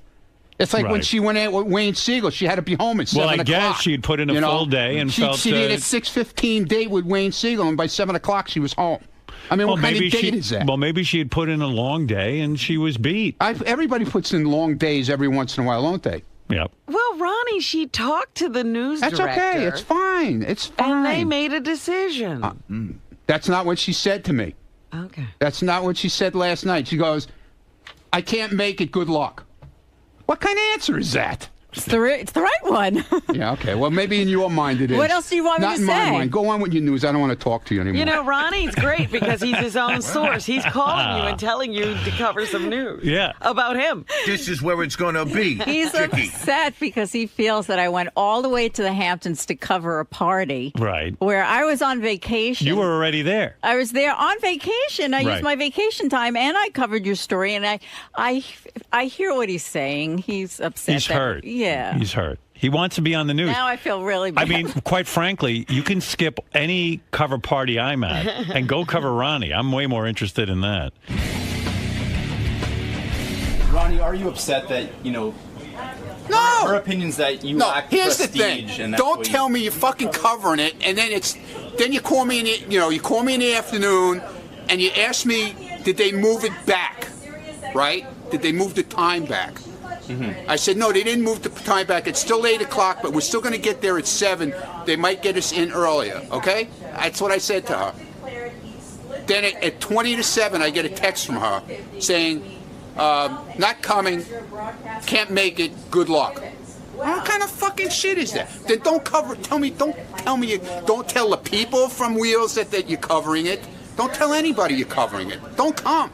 What I heard from you was that, read between the lines, you're a dedicated soldier in this army. She's not. That's the way it's always been. You're It's always willing- been like that. There is no. She picks and chooses what she feels like fucking doing. That's okay with me. I don't give a shit. With you, there is no time But don't clock. tell me There's you're no covering it. Right. Don't say you're coming. Right. And then at the last minute, back out. What else, Lisa? Yes. All right, Scott the engineer blasted by SiriusXM employees for taking too much credit surrounding Lady Gaga's amazing performance here on the show. On Tuesday's wrap-up show, Scott declared he'd split the credit for sound quality about 50-50 between himself and senior manager of broadcast operations, Chris Gibbons. Well, Chris suggests to Howard 100 News that it might be more like of a 90-10 split. With in Scott Chris's doing, favor. I can't take that much with credit. Chris doing the 90, huh? Right. Plus, Scott took credit on the wrap-up show for, quote, making sure the piano got in, a task which Tim Sabian's new assistant, Sarah, says she was responsible for. Sarah says, quote, it doesn't feel good. I worked really hard to get that piano in. Sarah had a deal. Gary went to, this is the Lady Gaga thing. Gary went to Scott, and he sent him a note and said, I want you to be responsible for the piano. And according to Gary, Scott then just sent him an email to Jared and said, be responsible for the piano. Oh, that's how he took care of it. Yeah, that's what he But said. then he's taking all the credit. Then he took all the credit. Wow. Because he said on the wrap-up show when his back was against the wall that he was responsible for getting the piano in there. Well, Sarah said she had to deal with movers, the building, the piano company, the insurance company. Scott, why are you taking credit for that? I'm kind of curious. I mean, this young girl was busy working her ass off on this, and now you're taking credit for it. Let's get to the bottom of this. Did Scott have anything to do with the piano getting in here? Scott, did you have anything to do with the piano getting in here? This all stemmed from the fact that I decided to congratulate Scott on a great job. Yeah, because it sounded so Obviously, I had nothing to do with anything, so I'll just, you had I'll nothing just to- take credit did for you have- nothing. did you okay? have anything- I didn't do anything for anybody, okay? Did just you- take it. well, that's just an take easy it- way out. Well, of course, it's an easy way out. Did Just you bust my have- fucking balls, did and that'll you be have the easy anything way to out. do with the piano? Nothing, obviously. But you of took course, credit I was for here it. the day. I wanted to make sure it got in here. It was set up properly. I was here with the movers when they brought it here. I wanted to make sure that You were here. I was here, yeah. So then why is she saying she did all the work? Listen, the first week of the 2-week vacation, I was off. Right. So I contacted Jared. I said, Jared, can you make sure that you handle it with the piano company, that we're all set for delivery? Right. Then when I was here the second week, and So, Lisa, he was here. Sarah wrote me a note, and she had all the information, and she contacted all the people. I said, great. What time is it coming? I want to make sure it gets in here, it gets set up properly, and we're all set for Monday. All right. So then you... Tim is telling me right now. What's Tim? Sarah lined it up, booked it, made it happen. I didn't say I booked it a minute. I was here to make sure that it got in the studio where it should be, set up properly, and all ready for... Shut up, Jason. Whole weekend? Fucking Jason. Come on, really. All right, I didn't do it. I mean, really. Did you do guys, anything I'm or a not? sound engineer. I don't do the paperwork. Right. I make sure that the piano So you was were here. here for the setup of the piano. That's correct. Right. I made sure Chris... Now, what did Chris do? Because Chris- he seems to be saying he He's did 90%. now saying 90% of the work was done by him. And the engineering department of Sirius. The piano got here. It was set up, 1 o'clock. So he put the mics in the piano and put the vocal So in mic- other words, when I praised you, you deserved the praise. Oh, of course, I was part of the process. Right. Okay, I good. wasn't All right. just, I didn't A lot just... of people thought you were taking the praise. Wait a minute, Howard. Yeah. I was part of the process, Robin. I okay? just want to ask a question of Howard. Go ahead. What needs to be done to make the Lady Gaga performance get on the air? The piano has to be mic'd. Right. She has to be mic'd. Right. And then there what has to else? be a sound mix, which is most important. Okay. And so who did that? Well, I was complimenting Scott on it. Well, who Chris did that, but when... Oh, Chris did that. He set up... He mic'd the piano. Yeah. Chris wasn't here when her sound engineer came in, and he went in and checked everything, and I was at the board making changes to what he was telling me to do. So then when Chris got here, I came in Who here. should I compliment on the All of us. I mean, it was a team effort. This show is a team effort. And so you were in on it? Of course I was. There you go. There's your answer. Okay. I mean, you said thank you the other day. I said thank you because I was part of the team effort. But you didn't say... I have in the appreciate past that, but said when Howard's it was a complimented team me. effort. When Howard's complimented me in the past, I've said, well, I've worked with Chris. All right, my compliment then stands. Enough of this. It's not like I didn't do anything. I'm just checking into it. That's I didn't do all. the whole thing. There are some things. All right, thank you. When other artists come in, I do the whole thing. Robin, please. Did you set up Lady Gaga's microphone? Did I set it up? Not physically, no. I mean, this wasn't a very complicated... Look, he didn't set up her microphone. He didn't mic the piano. He didn't mic the piano, and he didn't do the mix. But I do compliment you, and that's it. I stand by my compliment. Whatever you did, you didn't fuck it up. I listened to make sure it sounded good. You did. Good. Howard, it's so funny. Tim's been pacing around my office. Tell Tim to go back in his office. He goes, Really? he goes, Scott's the guy I do nothing. that asks if he can help you move and then stands there and holds the door. Oh, that's help. I mean, really. All right, here we go. All right. Go ahead, Tim. Tim, you want to Okay. start with me? No. I mean, what's the fucking problem? You handed it off to I didn't Jared. hand anything off. Lisa booked the whole thing, made everything happen. You're the kind of guy that says, "Hey, I'll help you move," and then come over to my house and hold the door. Oh, please. Yeah, but Gary just used that line. I mean...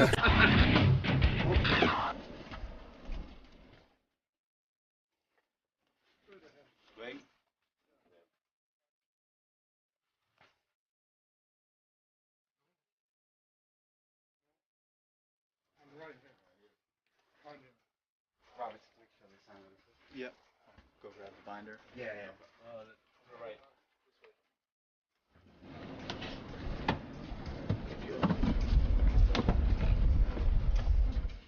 Top of the countertop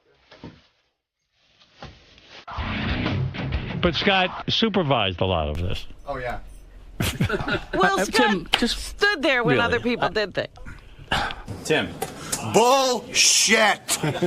That's what I got to say. Bullshit. Tim. Her name's Sarah, by the way, not Lisa. I mean, What did I say, Lisa? Tim doesn't believe that I do anything around here.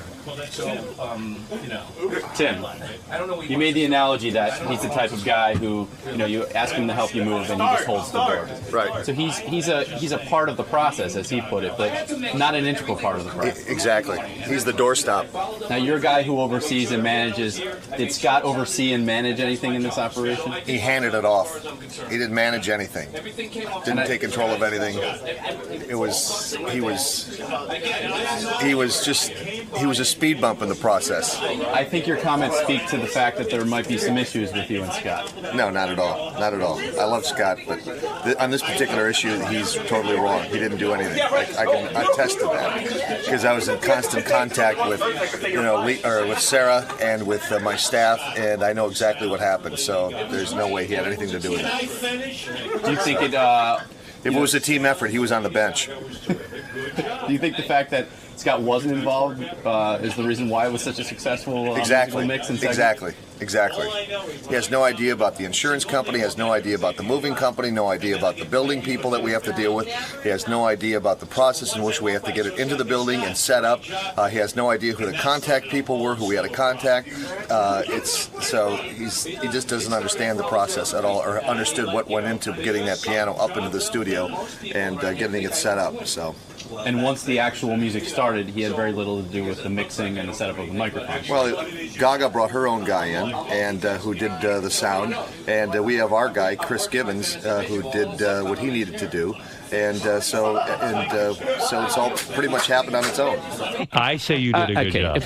If you don't like the way I work, I mean, I said I did. Obviously, Tim doesn't believe that I do anything around here. Well, that's so. Tim.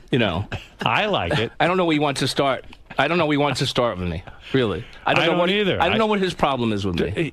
I am just saying the Lady Gaga stuff. I had to make sure that everything was correct for Monday morning, and that's what I did. I followed up on everything. I made sure the piano was here. I made sure it sounded good, and that's my job. Scott. So I did my job as far as I'm concerned. Scott.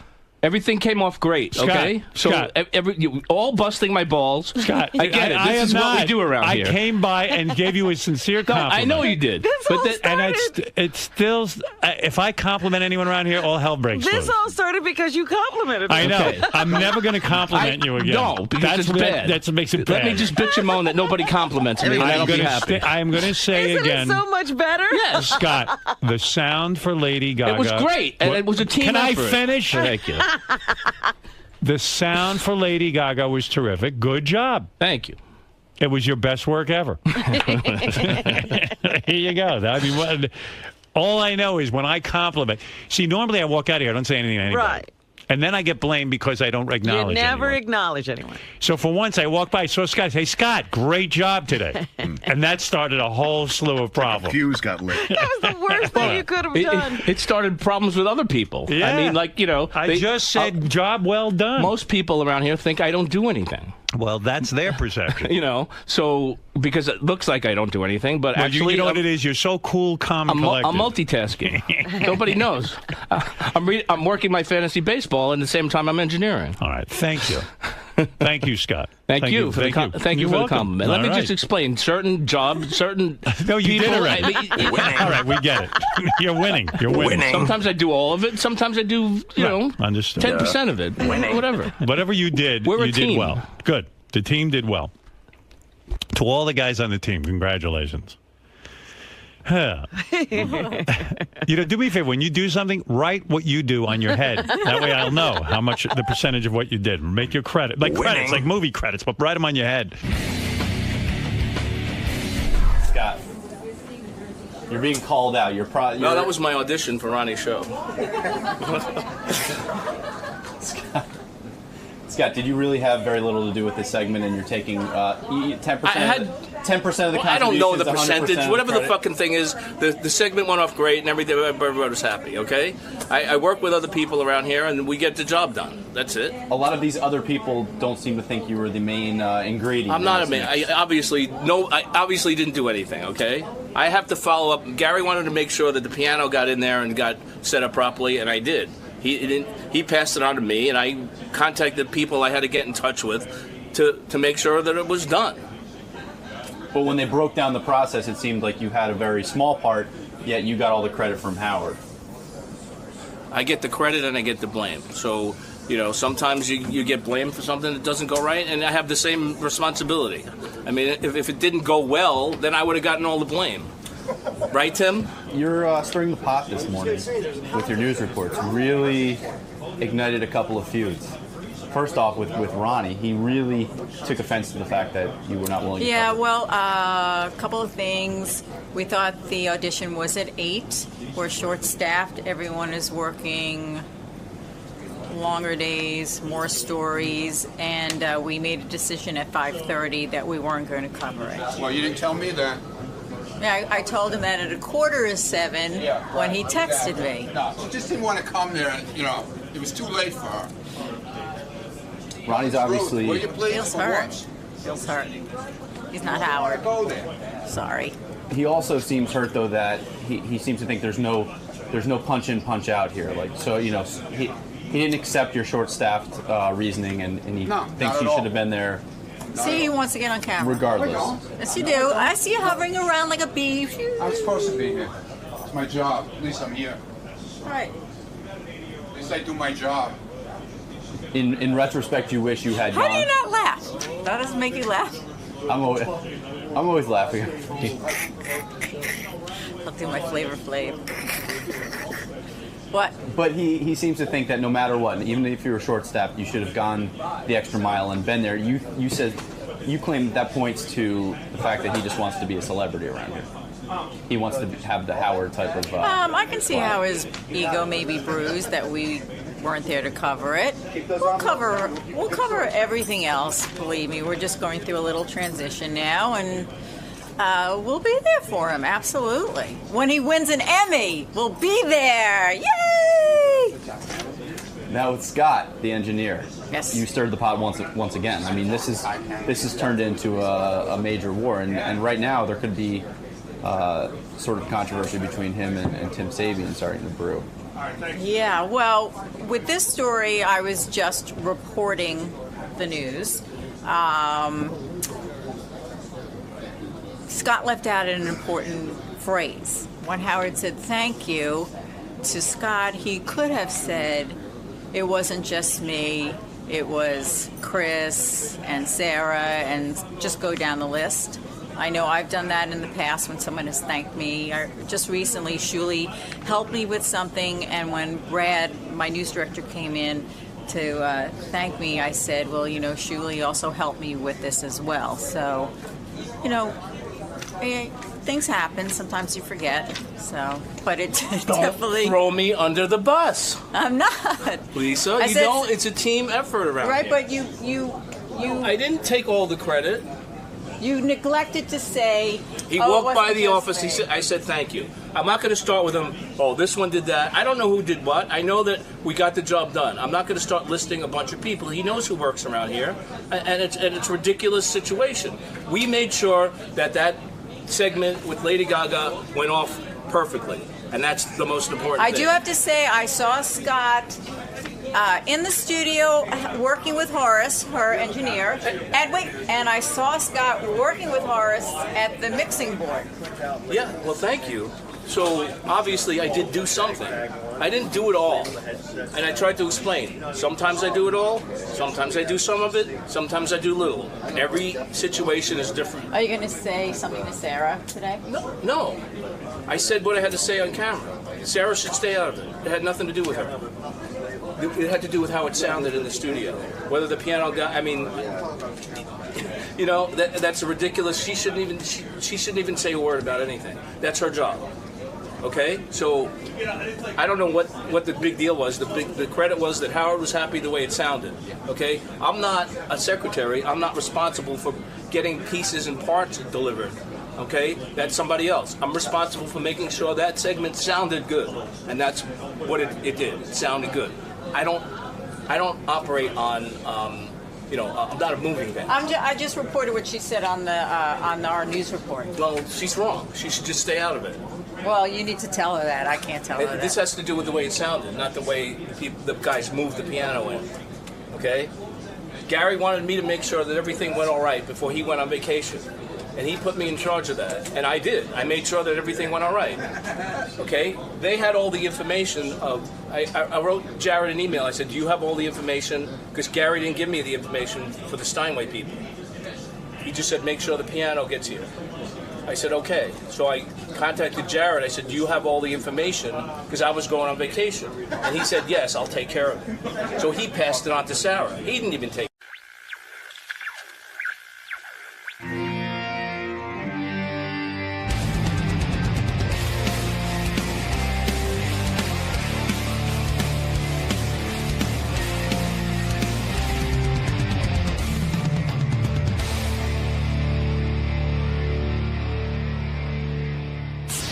So yesterday, I was very busy. I did a photo shoot for Ralph.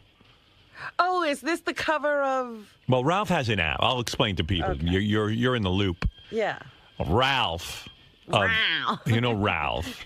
He has an app that's a magazine, but it's a It's for your iPhone, I guess. right. There's no paper magazine. It's just a magazine on the iPad.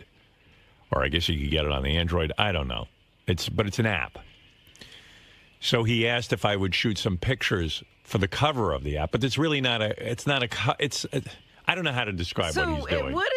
So when the app opens, would your photograph Yes, come up? it'll come up eventually. Every month they have a different magazine, and it's devoted to all things geeky, you know. So it's a different cover. Yeah, every month, different cover. So you're shooting this month's cover. Well, some month, whenever I get to it. But I shot it yesterday. We got a location. Ralph was. Is Ralph on the cover? No.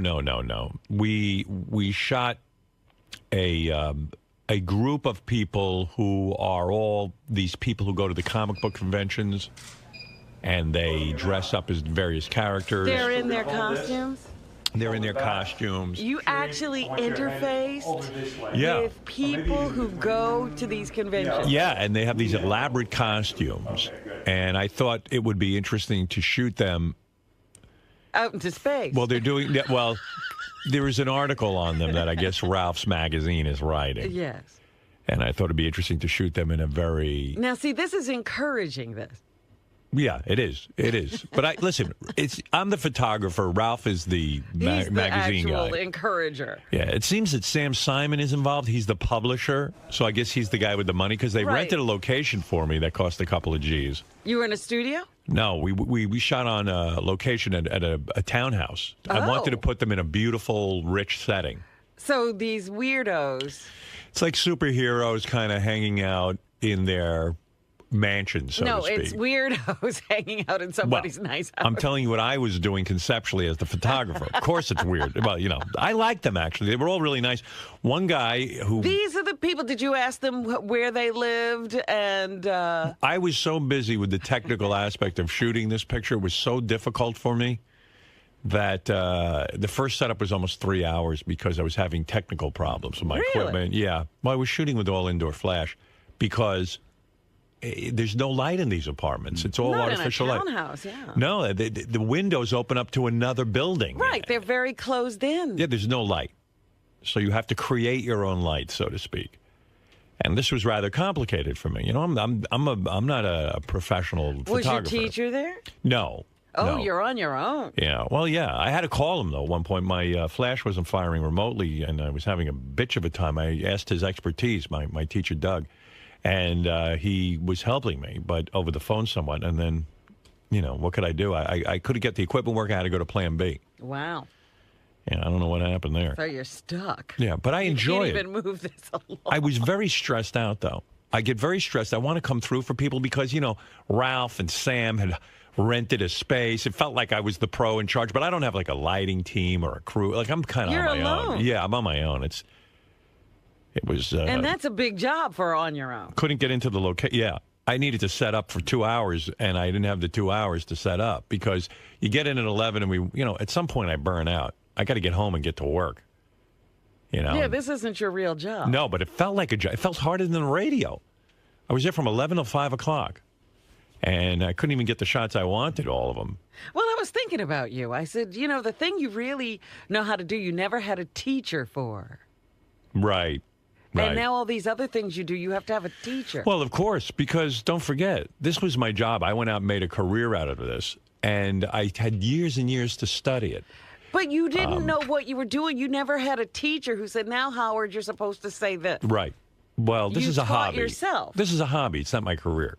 So, as a hobby person, I would like to get. I'm not able to go, let's say, leave college and go hang out and do menial jobs at a photography studio and work my way up. I've Well, got you could. You Well, don't have to be. I could quit this job No. and do that. You don't have to be at a studio to start learning these things on your own. No, you do. Or you need a tremendous amount of time, which I don't You're have. just not willing for it to take that amount of time. Because if I do that, we're fucked. You'll We're finally fucked take here. your best picture Yeah. when you're 105. Right. I need to accelerate the process. So my teacher's very good. Because I was thinking about this. I was like, you never had a teacher to do this. No, this was a life's passion, radio. So I'm sure if I decided to become a photographer when I was in my 20s, I would have done it a way different way. But, this is the way it's got to be. So I'm trying to pick up things. So anyway, I went and shot all day. And I also had Ronnie, the limo driver, there for security reasons. Uh-huh. To watch And my he's stuff. no help. Well, I had all my cameras and stuff. Well, yeah, I sometimes have him stand there before the models or the so-called comic book people are in there. Like a stand-in? A stand-in. He does that. And he watches my stuff and everything. But it was amazing. At one point I'm shooting, I look over at Ralph, and I thought I was the only one listening to Ronnie. Ronnie's on his cell phone talking rather loudly during the shoot. Uh-huh. And Ralph said to me, "Are you listening to Ronnie?" I go, "Oh, my God, I'm obsessed." So, First of all, why is he on his cell phone? I don't know, but it's something important. So he steps sort of back out of the room because he wants private time, but he's talking really loud. He goes, "Listen, I don't care if she gets 10,000 votes. This girl is not going to be hot chick of the week. Now look."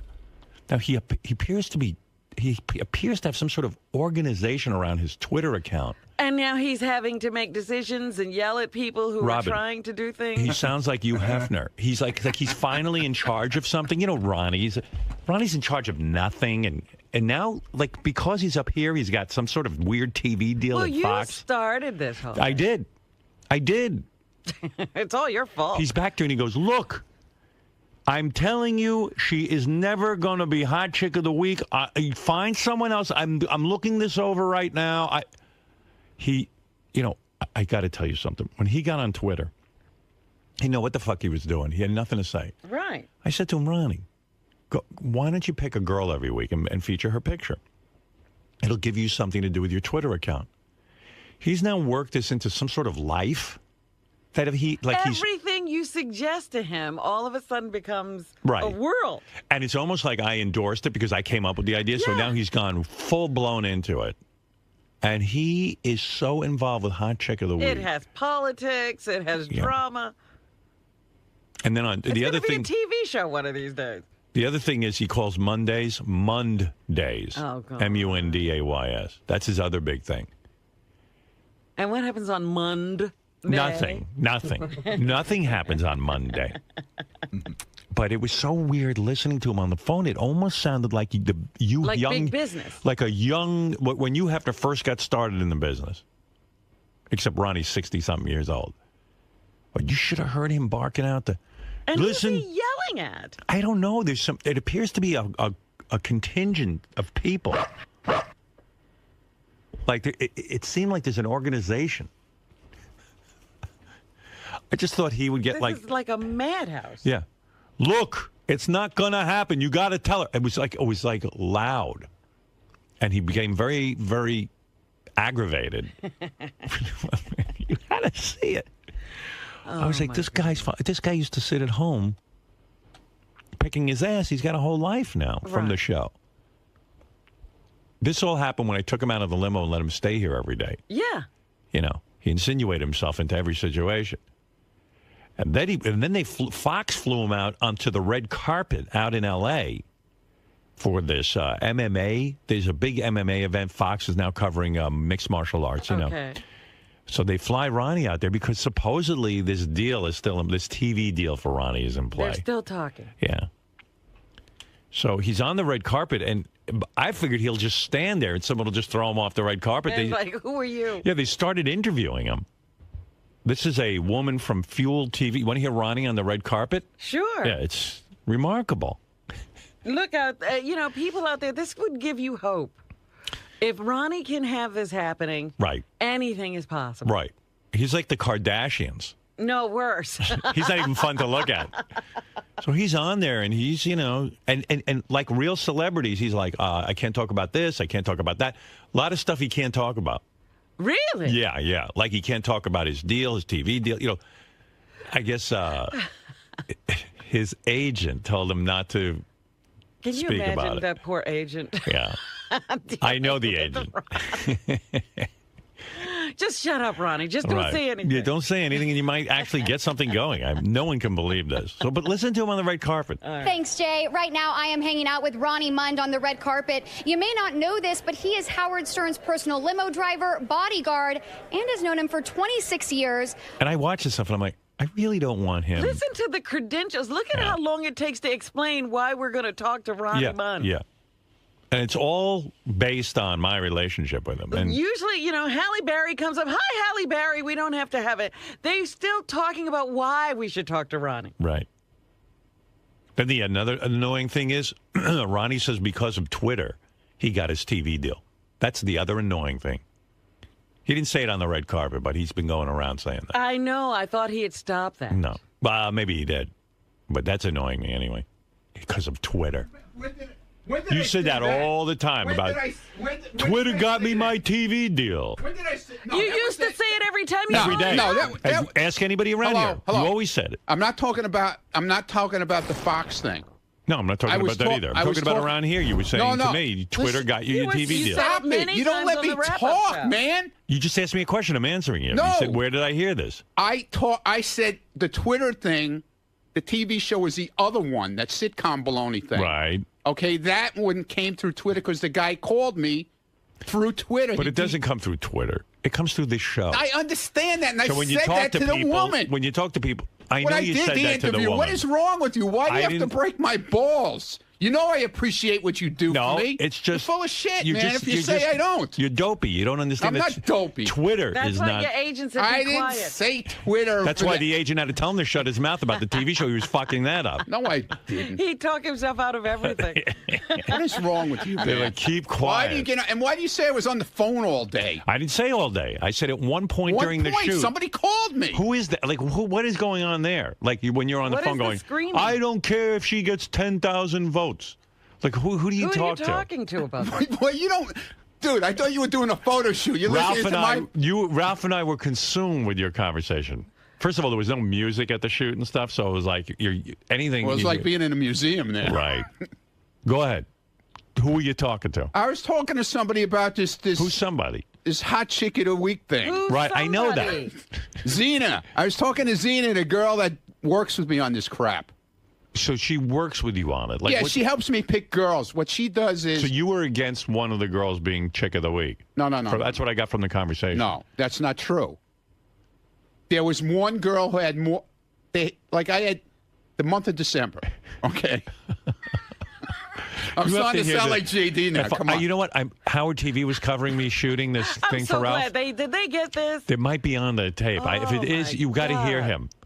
I don't care. 10,000 votes or not. She's Nobody not had gonna be nobody had 10,000 votes. I don't care if she gets 10,000 votes. First of all, there was no votes. It was suggestions. All right, go ahead. So tell me who you're talking to. Xena. And Xena Buddy's girl on Twitter, okay? And in December, what happened? So the month of December, I decided to put up 2 hot chicks, former hot chicks of the week. Right. As hot chicks of the month, the whole month of December. Wow. 2 girls. I didn't sanction that. Go Yeah. ahead. All right. Well, I did. It's growing. So Like mold. I put up on Twitter like a week or 2 ago for people to put in suggestions, who to pick, who they liked and stuff For like Hot that. Chick of the Month. Right. For Right. Hot Chick of the Month. 2 girls. Right. Okay. So this one girl thought she had, she kept bothering Xena that she had, she thought she had a lot of votes and, suggestions. I didn't even say votes. I said suggestions. Right. And I said, no, she doesn't. Because I looked to see who was voting. Yeah, not voting, but suggesting this one, that one. Right. You kind of do a mental tally and you Right, say, exactly. I It's see. not like it's the vote for president. But or can't anything. Xena do that? Why is there No, a I problem? like doing He it. kind I of want to do it. Thank God for him, because otherwise I think the standards would be dropped. Right, I exactly. mean, like Hefner looks over every But magazine. Xena doesn't even take a look. I No, don't no, what understand. Xena does- Why did here's what- Xena think the other girl should be hot No, chick she of the didn't month? think. I just wanted because she contacted Xena and thought that she should be it. Right. And I didn't think so because Why are you on the phone? I still don't know why you're on the phone. because I was talking to Xena about it. Because He I was had saying to put, I had to the put girl- up this morning the girls. Robin, listen. I Okay? think I have it. Okay. I think I've got this warped world My that Ronnie head's gonna lives explode, in. Okay. yes. It came down to 2 chicks for hot chick of the month. Right.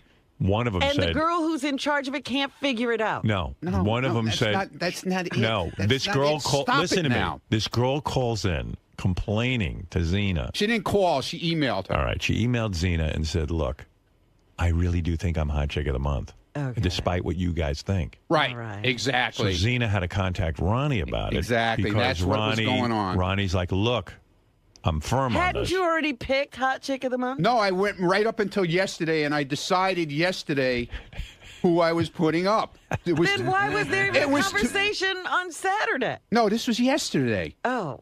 What are you talking about? I don't Where know are when you? this happened. It happened yesterday. Seems all very odd to me. Everything seems odd to you. I didn't know you branched to hot chick of the month. I thought that No, maybe it's you're the, taking. end, it's the end of the year. Are you taking on too much? So why isn't she hot chick of the year? No, because I just want to. Is there a hot chick of the year? No. Okay, because here's what I'm thinking: take Okay. the 12 finalists, hot chick of the month, And It's have too a much. vote. It's too much. It's and too then much. It's go too out much. live for the 12 finalists. Go out live where? Have a to your beauty clubs. Now pageant. you have something to do when you get on stage. These are the 12 finalists. Yeah, but these clubs don't want to do that. It takes up too much time. all right, You want to okay. do it here? I'll do it here. No, You no, see, you no. don't I want don't to want to do do it here. You don't want to do it here. See? No. So no, that's no, why I want nothing to do with you. and your Take hot it chick to of the Fox. Yeah, you'll have it on your Fox show. Yeah. Yeah. Well, they probably would let me have it on Right, there. right. Well, See, that don't would talk be, about that it. would be a great thing. A great thing. That would be a great thing. So why don't you get 12 finalists and then pick a hot chick of the No, year? They seem I- to care. Listen, here's what I did. I told you what I did.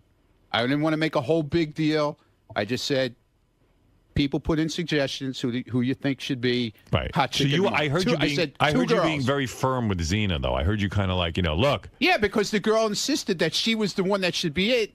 And it's not true because she wasn't getting the suggestions from people. Ronnie was There very firm on the There phone was with one Xena. girl who walked away with it. Right. Definitely. And there was 2 girls that I considered like tied practically. Mm-hmm. So now I got 3 girls up instead of 2. Mm-hmm. There was All a right. tie for second place. I think you should. What is this hot chick of? What month is she hot chick of? December. And then will there be? Is this going to go Now on? in January we start all over hot chick of the week. But I think that it's anticlimactic. There's no hot chick of the year. Yeah. Well, maybe we'll do that. We'll see. Yeah.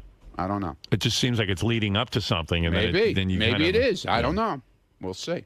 But Well, when does the hot chick of the month girl get posted? They're posted If there's right now, today. Always hot chick of the week. There's 3 of them. Actually, it was supposed to be 2 for the hot chicken in a month. I picked 2 for hot chicken a month. The girl that was in here is a Miss How Howard. can he do that? I don't The know. girl because that's the Somebody way. ought to that's yell at the way. Ronnie. No, because this way the guys get to see more pictures, more hot chick stuff. You know what I'm saying? Right. For the month of December, it's Christmas. You got to put up more boobs. More hot stuff. So instead of having 1 girl, I had 2. Right. All right. Okay. So All now right. it wound up for 3, and I'll announce the 3 real quick. Yeah. It's XX Vixen Brit XX is number first. Jen _ Duran is number 2. Right. And number 3 is the girl who was last week. You saw her picture, thought she was hot. Yeah. At model barefoot _ model _ barefoot. Those are the 3 girls up for the hot chick of the month.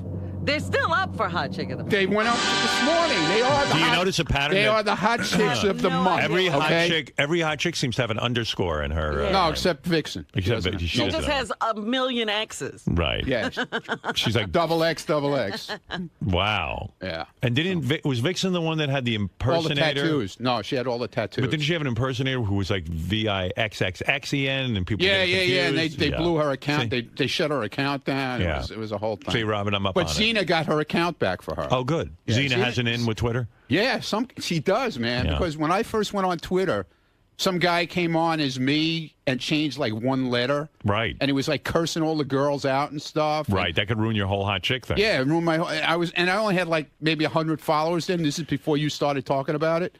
And you need to protect your hot chick. They shut my account down. Right. So and it wasn't even me. So she went and somehow got in touch with Twitter. How many followers do you have now? 100 should be like 123,000. It's about the same circulation as Playboy at this point. Yeah. No, so he's in business. Yeah, man. How about Hot Chick of the Week magazine? Like start an app like Ralph did. You going to shoot?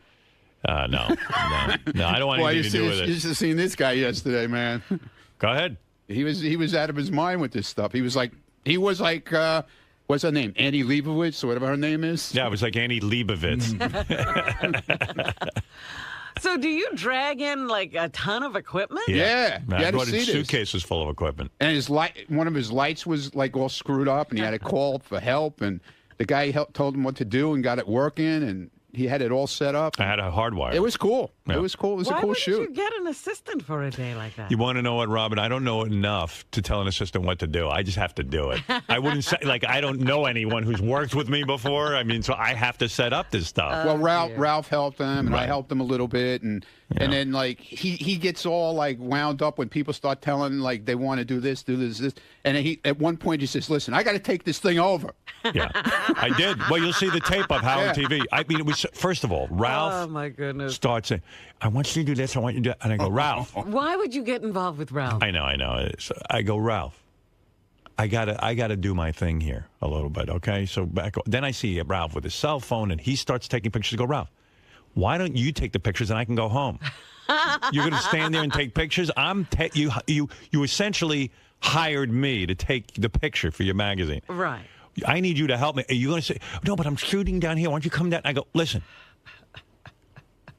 you shoot the picture. I'll go hang out." Right. Dude, I can't believe he spent 6 hours there. Oh, my goodness. Well, they asked me to do it, and then I yelled at Sam Simon. I wrote him a note of apology, by the way, because I got testy with him.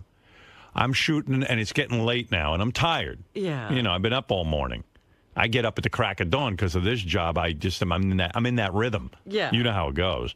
So I'd been up since like 6 in the morning or 5 in the morning. So it was getting late for me, and they wanted these pictures. And I said, you know what? I'll do a picture of the two superheroes playing chess or something. I have the library. It's very nice. But it was a big setup.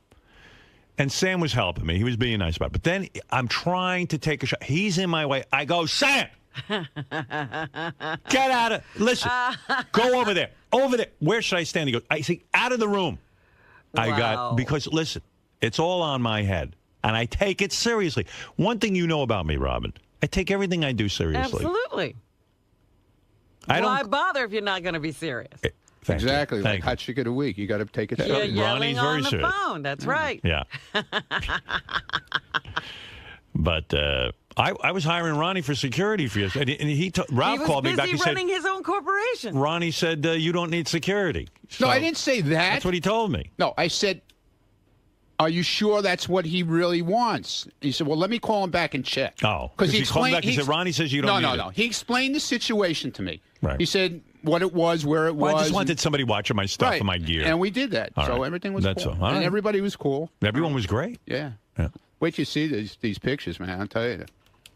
That one guy, Chewbacca, whatever his name is. This guy has a full. I never saw anything like it. He looks more like Chewbacca than Chewbacca.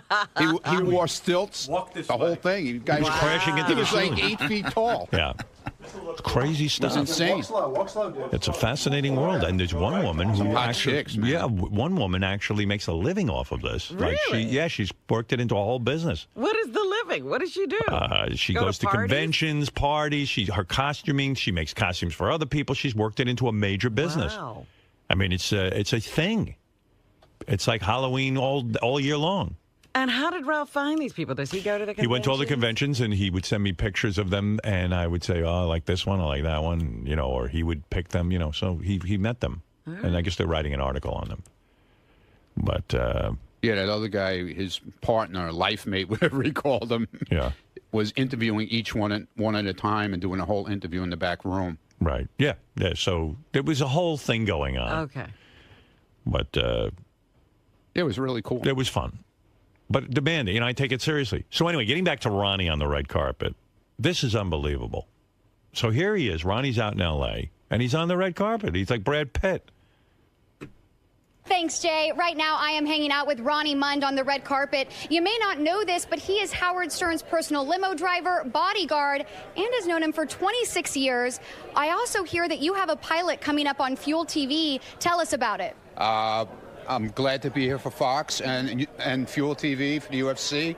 But our deal with you guys, I can't talk about right now. It's very top secret. Mum's the word? Mum's the word. Look at this guy.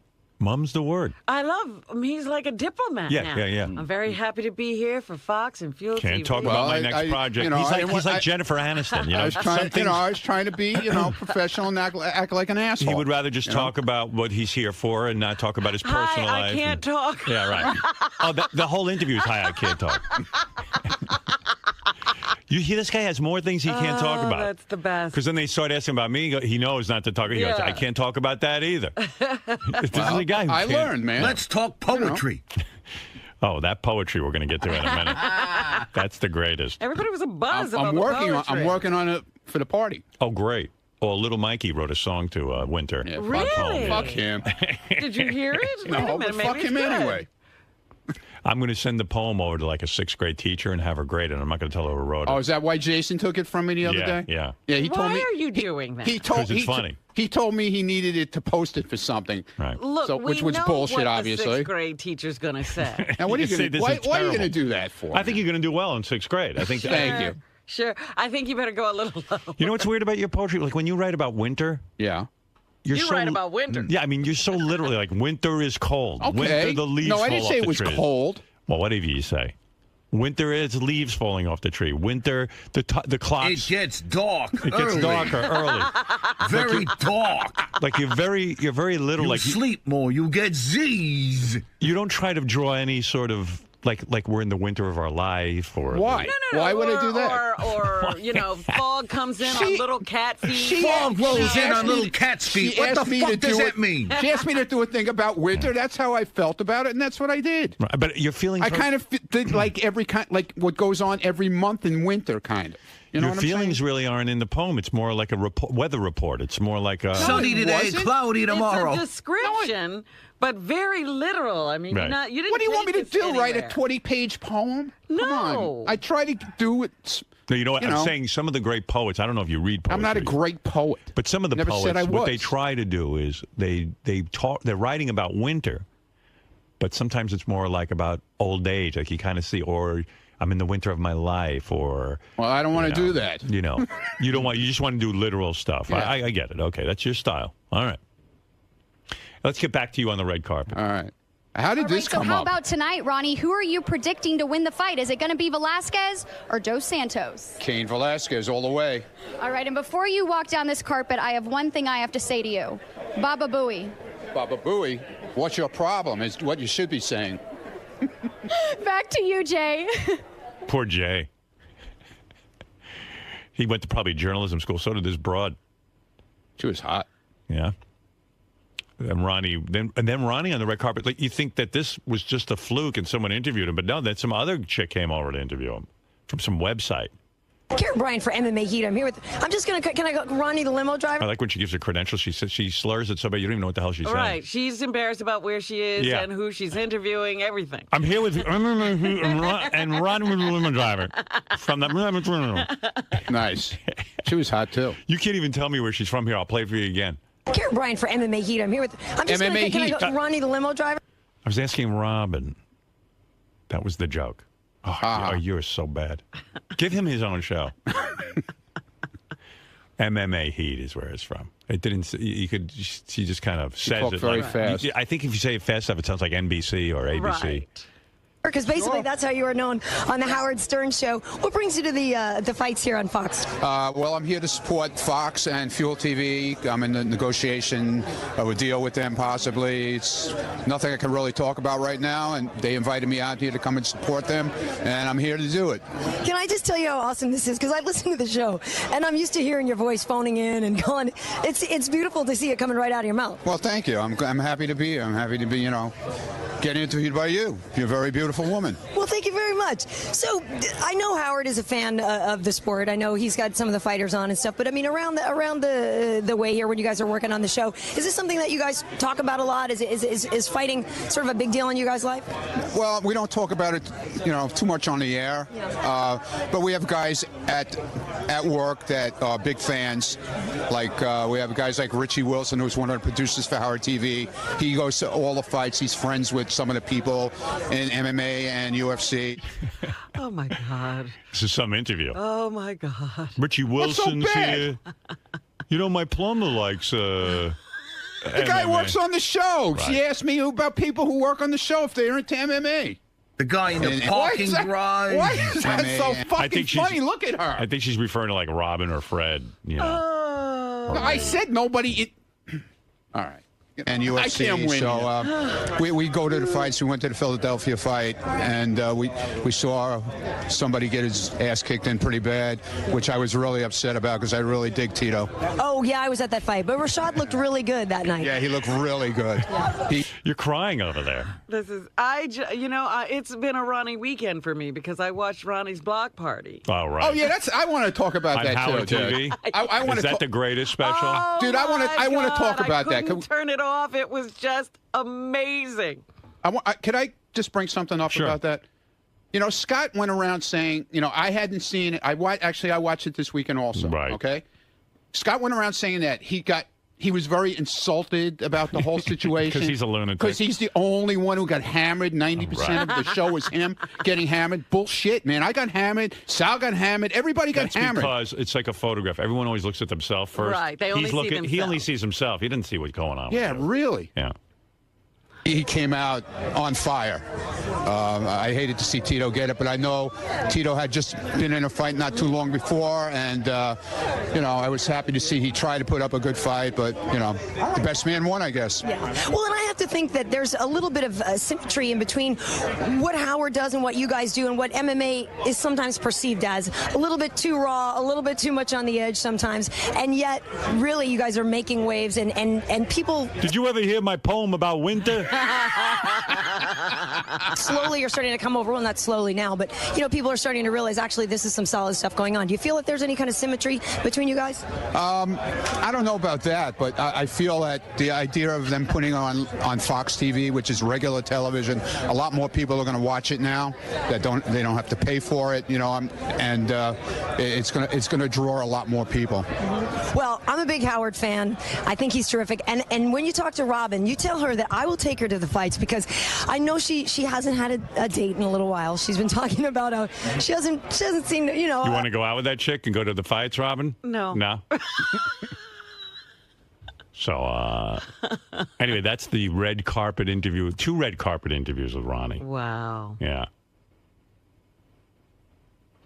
I don't know. And then Ronnie was on what's StarCam? What was that? That's like they put you up on some, I guess on what was that?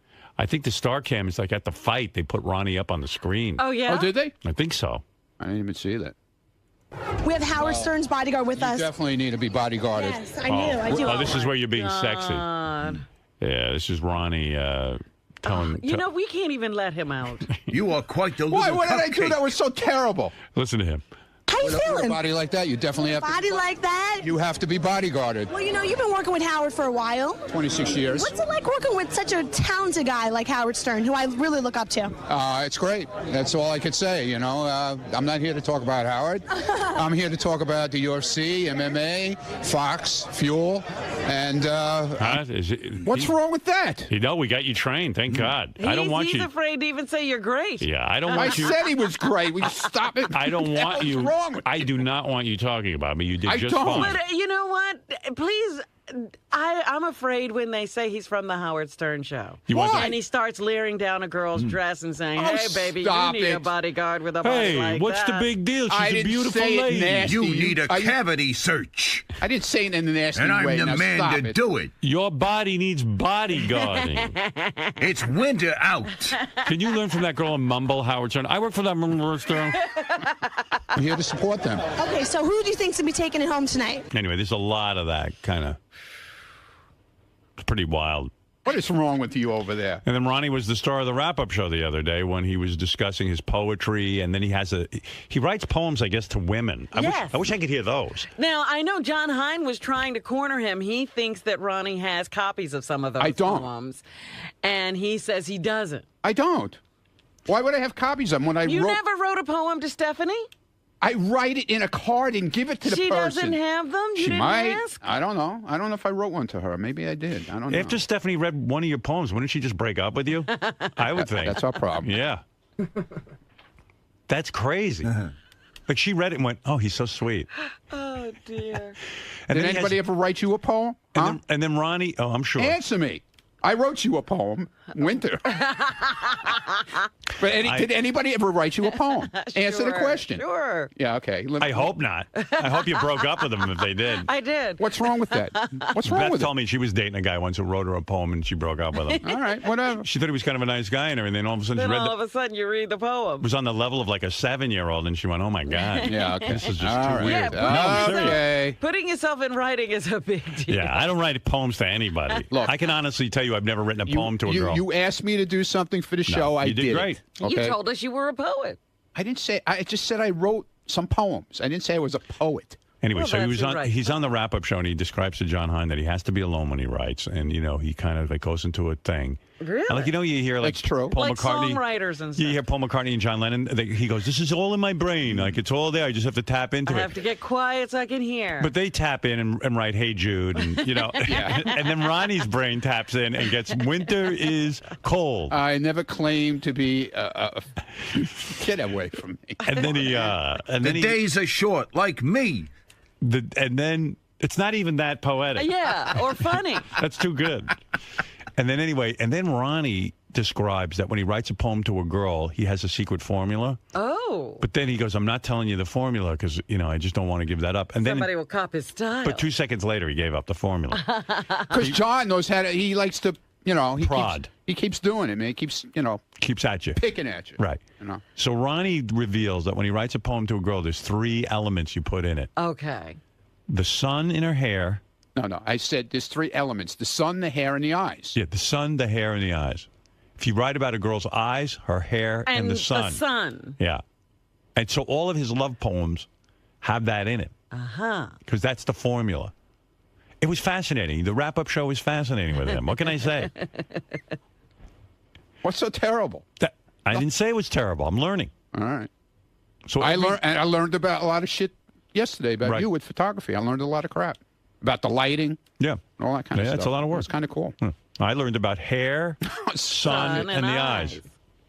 And Zena Buddy's girl, I'm on the phone. Yeah, but it's like a whole Ronnie world. That I was you're not on the even phone aware of. 5 minutes, dude. That He's was like the whole time. And I was standing right behind you. It's not like anything was going You on. finally got what you wanted. You got this You're a whole thing. mogul. You're a mogul. You got stuff going on. I'm happy. Yeah.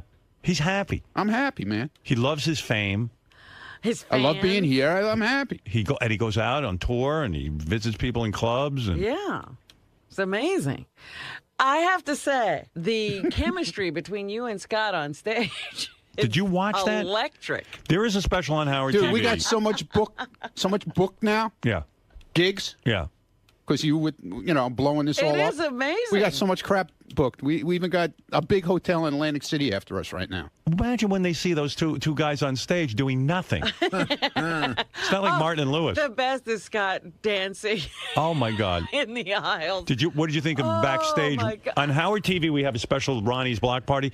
What do you think of him when he greets people and he's eating? He can't stop eating. There's food in his hands when No. he puts his arms around He's you. disgusting. He's chewing Yeah. while the picture's being taken. Did you see the one picture with the It's one great. girl? The guy, she tried to walk away. She took a picture with him, and the guy said, "No, take another one. Walk back." And she didn't want to walk back. Yeah. Because he was in the middle of eating. Right. She didn't want to disturb him anymore. Yeah.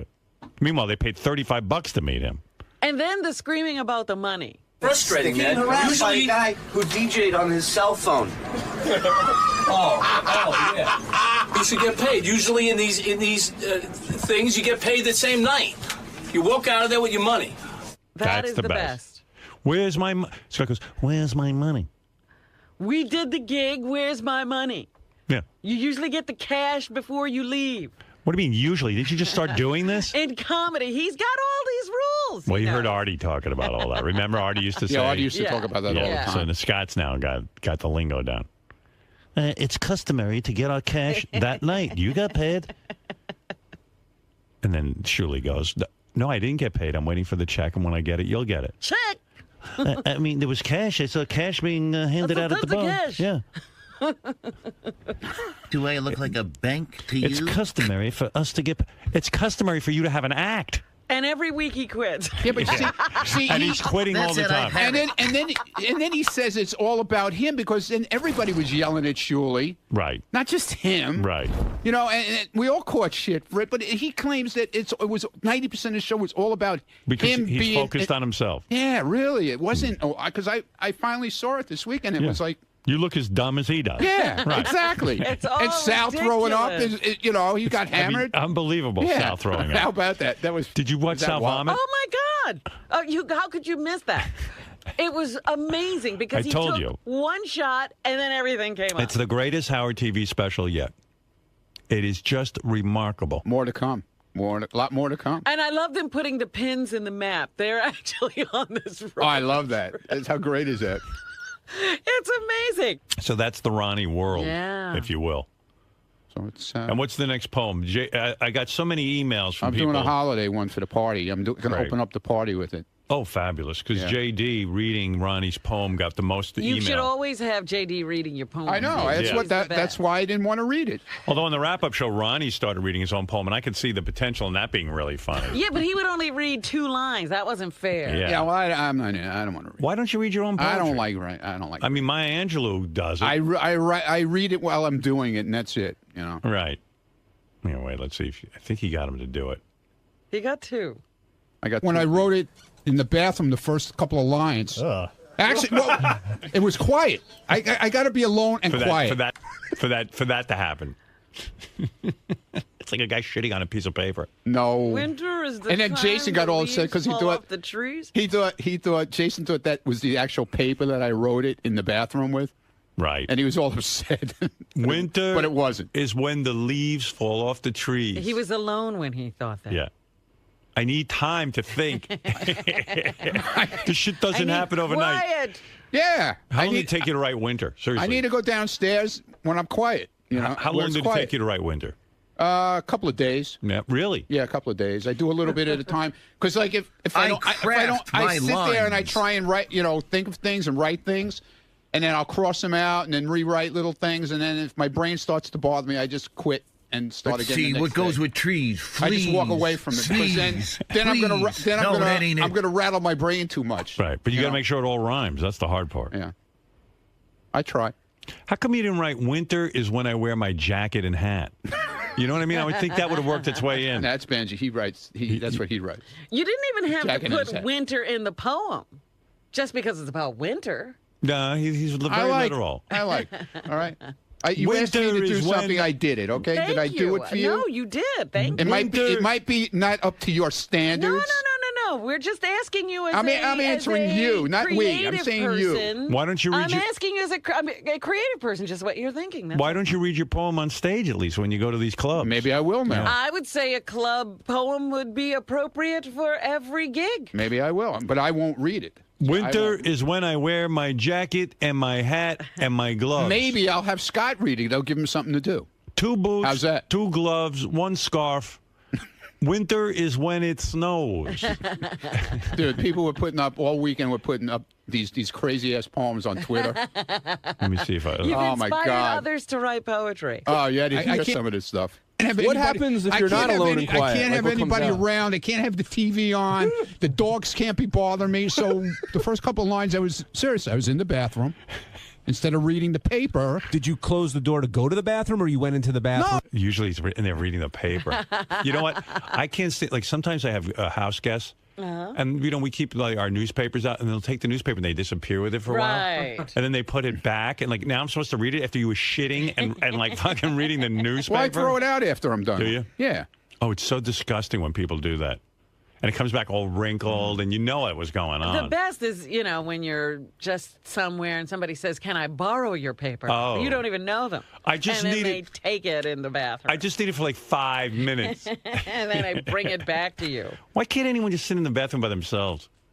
Sal get does your that. own magazine. Sal borrows somebody's newspaper, and then he takes it to the can outside and reads it and then brings it Disgusting. back. Oh, it's disgusting. Just throw it in the garbage. And into the bathroom. No, Right. I was going to the bathroom. Okay. Okay. Thank God I touched So that walk piece us of through paper. this. You go in the bathroom. I go in the bathroom with a little pad and a pen. Winter's and I start trying to think things out, and I start, scribbling me out, trying to get them to rhyme and all that baloney, and I'll scratch things out and then add things in. And Man, Well, that's beautiful. what a process. It's like listening to John Lennon and how he writes a song. I tried. Did you ever repeat anything with a different girl? Like, so you gave something to a girl and it Yeah, I worked, did. and it Yeah, I worked. did. Yeah, I did. Seriously. Yeah, No, you listen to the wrap-up show. I'm not going to play this. It's too crazy. But I was trying to find the clip where Ronnie reads his own poem. It's only 2 lines, but it's pretty good. I would like to have a copy of that poem. I'd like to read that. Like, I wonder how I could do with it. Do you think I could get through the whole poem without saying anything? No. I don't either. Winter is a time of cold. I didn't say that. My home gets mold. Did I say cold yet? Scratch that out. Right. I wonder what he scratches out. I'd like to read that. Like stuff that's not good enough for that Oh, poem. you got to see that piece of paper, my Oy God. vey. Yeah. Yeah, show your work. Right. It's a mess. Scratched out, written in, and scratched out again. Then scratch out a word here, add a word there. It's crazy. All right. Well, here's Ronnie reading 2 lines of his poem. Ronnie, you're going to get goofed on regardless, so why not be the one who's reading it? It's your work. It's I understand that, but I think it's funnier when somebody else reads it. Will you read a little bit of it? No. Jason, Here? let Jason read it. No. Winter is coming. No. I think I left them somewhere else. Well, according to Sal, you're not qualified to evaluate comedy anyway. Yeah, right. Just do the first 2 lines, Ronnie. All That's right. it. I can't even. Yes, you can. I JD, can't. stop laughing. Turn off JD's mic. Winter is when there are no leaves on the trees. Winter is when we say goodbye to the birds and the bees. Keep going. And that's it, dude. I'm done. Winter's when we say goodbye to the birds and the bees. Yeah, well, they leave. The bees die. Every time I looked up in the sky and saw a bird this weekend, I thought of Ronnie's Good. poem. That's I'm like, good. I guess they're headed Yeah. out of town. They're on their way out, man. Winter is when we turn the heat on. Never said that. And that's when the birds are gone. Right. And I stand upon my lawn, which is frozen. Once upon a lawn so frozen. What rhymes with frozen? Oh, dozing. Later hosen.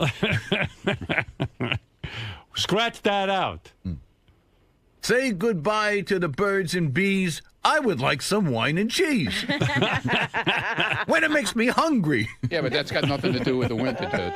Right. You can have wine and cheese anytime. Oh, see there, Fred? Ah. Not pure. That's right, Fred. Before Come on winter, now. there is fall. And after winter, there is spring. Scratch that out. There was no winter at all. It doesn't rhyme. I'm not going with it. Well, the way this winter is going, there is no winter yet. And then, like he's in there, he's in the bathroom writing this. He's like, winter.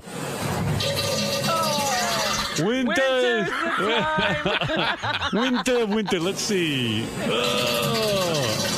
Oh yeah. I got to get this out of my system. Winter is when it starts to freeze. Where did I put my car keys? Let's see. Where's my pen? The whole process should be taped. Like Let It Be when. See, I couldn't do that with somebody standing over You me. would be. It You would be. impossible. You would be clogged up. Yeah, with the light, whole with the process. camera light on, and I Right. couldn't do it. No way. I can't take it in here. So I go downstairs and lock myself downstairs. Right. Anyway, that's the update on Ronnie. He asked me to do something. I did it. You did it. You did a good job. It might not be the greatest thing in the world, but I did it. But it's a poem. I believe me, I could deal with poem of the week from you. I love That's his too much poems. for my brain, man. Not every week. I Maybe need once another a one. once a month. Once a month, if you could bring a well, poem. I'm going to bring the. He's I'm going to do the bring one at the to party. holiday party. Yes, I am. Yeah, my annual And I hope holiday I'll be party. drunk off my ass by the time I read it, if I read it. Scott, you're on the air in Philly. Yo, Howard, what's up, man? It's an honor. This Ronnie, sometimes when he particularly knows he's been an asshole, no offense, Ronnie, like in the car when he picks you up, is there ever any discussion on like, all right, I guess you're going to talk about me today, or... No, he's a total pro. He sits there. He doesn't say anything, thank God. Really? I mean, Yeah. not angry, or... Well, sometimes I could tell he's upset because he starts swerving all over with the car and like driving like a maniac. And I Yeah, feel but like I'm that gonna doesn't die. mean it's about you that I'm upset. Well, it does. No, it doesn't. Especially it could when be I about put- some whenever I put fucking cab that cut me off or something. When I put the partition up, he drives particularly bad. No, I don't. Yeah. He gets No, crazed. I do what I do what So I. psychologically, what's going on? I'm cutting him off, and it freaks him out. Oh, it's so not true. And then he Come starts, on. and then he starts going like he literally sometimes I'm like almost falling off the chair. He's so full of shit. Okay. Come on now. Sometimes when there's particularly bad heat, like today's not that bad, but sometimes, you know, you really reamed his ass. Like when you go home, is it like, oh, great, now I got to deal with him cutting a cab off or something? No, it's not that literal. It's like he's just like Ronnie's an angry guy. You know, he's got a lot of anger issues. Yeah. Don't we all? Yeah. And I'll admit All that. right, I admit it too. No, you don't. Yes, I do. No, you don't even know how angry you are. That's the funny thing. You don't even know how aggressive Yeah, right. you are. Okay. That's how great you are, because you take your life in your hands when you talk about him, or, you know, when you pull him on the carpet. And so. Yeah, he takes his life in his hands. Come on now, dude. Give me a break. No, he gets very angry when he We've never drives. in all this time we've never hit anybody. We've never killed anybody. I've never But hit I can another tell car. I can tell when you're irritated. You ever flip the bird? I can tell when you're irritated too, dude. So come on. But you don't know it through my You driving. start throwing and everything. Come on. What are you I talking didn't throw anything You at you. start carrying on, not at me, but I hear Where did stuff I throw? flying around in the back of the car, throwing Are things, you insane? dropping books and carrying on. And But he's such a liar. That's no, I'm probably not. because you're no, I'm not. swerving the car. No, he gets all upset when he get like something doesn't work. He'll just start banging on it and stuff. Don't fucking lie, man. I'm not lying. How many phones did you break before we had cell phones? Yeah. When the phones didn't work in the car, how many Yeah. times did you bang them in the back? Come on. Never. Oh, stop it. Stop it. I could agree with somebody and then, you know, flipping them off, and then you end up into where you're in a traffic situation, and now somebody could get out and like mess with you or something. And No, it's we like, don't. We don't. No, get it. he's very professional. All right, thanks, Scott. He is very professional. He really is. But that's Ronnie. All right, man. Thanks, Ron. Have a good day. Yes, you too. What's wrong now? Ron, Yeah. keep saying that your loyalty lies in these hallways. You got that right. And in Howard's limo and all. Okay. In those types of surroundings. Okay. But you're chasing some dreams right now. What do you mean with chasing? What am I chasing? With your TV deal, you're making a bit of a transition. Yeah, but it's not going to interfere with the show at all. Me working with Howard, it's going to be worked around that schedule on days we're off and stuff like that. It's when we're going to, when I do it, if I do it, when it happens, it'll be worked around that schedule. It won't be on any day that I have to work here or work anything with him. So, Obviously, I mean, you're a professional guy. I know that you're a loyal guy as well. But you're tapping into your creative side a bit. yeah, doing it for the show. They asked me to do it for the show.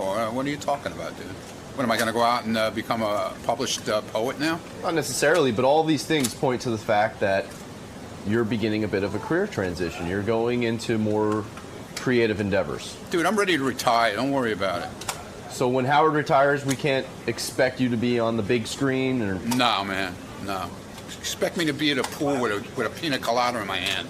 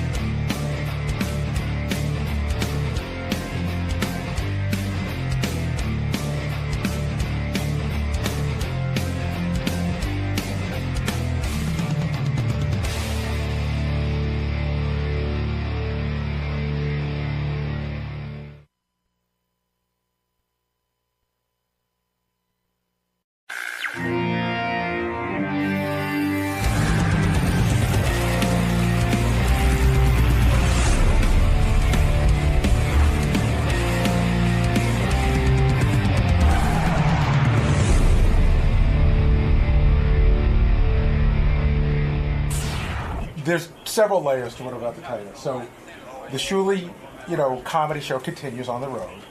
Scott can't make it to Arizona and Chicago. And I said, why not? Shuli goes, you'll have to ask him. I have no idea. Like, I don't know why Scott can't make it. So Shuli went to JD and said, do you want to fill in?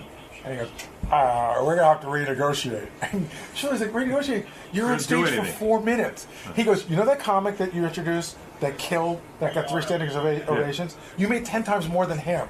You know what, Scott and JD, I think they all think it's fun to go out and do these things. And then they realize it's work, and then they're like, oh. But he did say, but Shuli did say that it was really weird because JD, the one thing he wanted to know, like way in advance, was what hotel they were staying in. Meaning he had it set up with that girl. Oh, you know what I mean? Yeah, he had dreams.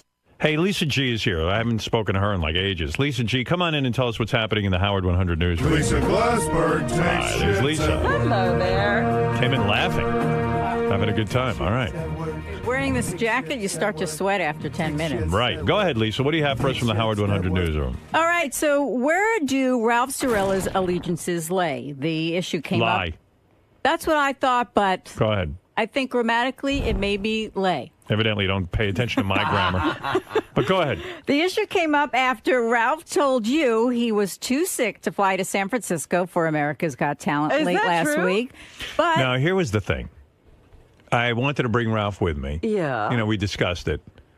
He called me up, and he did the right thing. He says to me, hey, you could hear it. He could hardly talk. I said, I don't want to be around anyone who's got a cold. I don't want to be around anybody, quite frankly. The less people on that plane, because the plane circulates air. I don't know what the fuck anyone's got, and sometimes people don't know what they got. Right. I'm looking to stay healthy for this stupid gig I'm doing.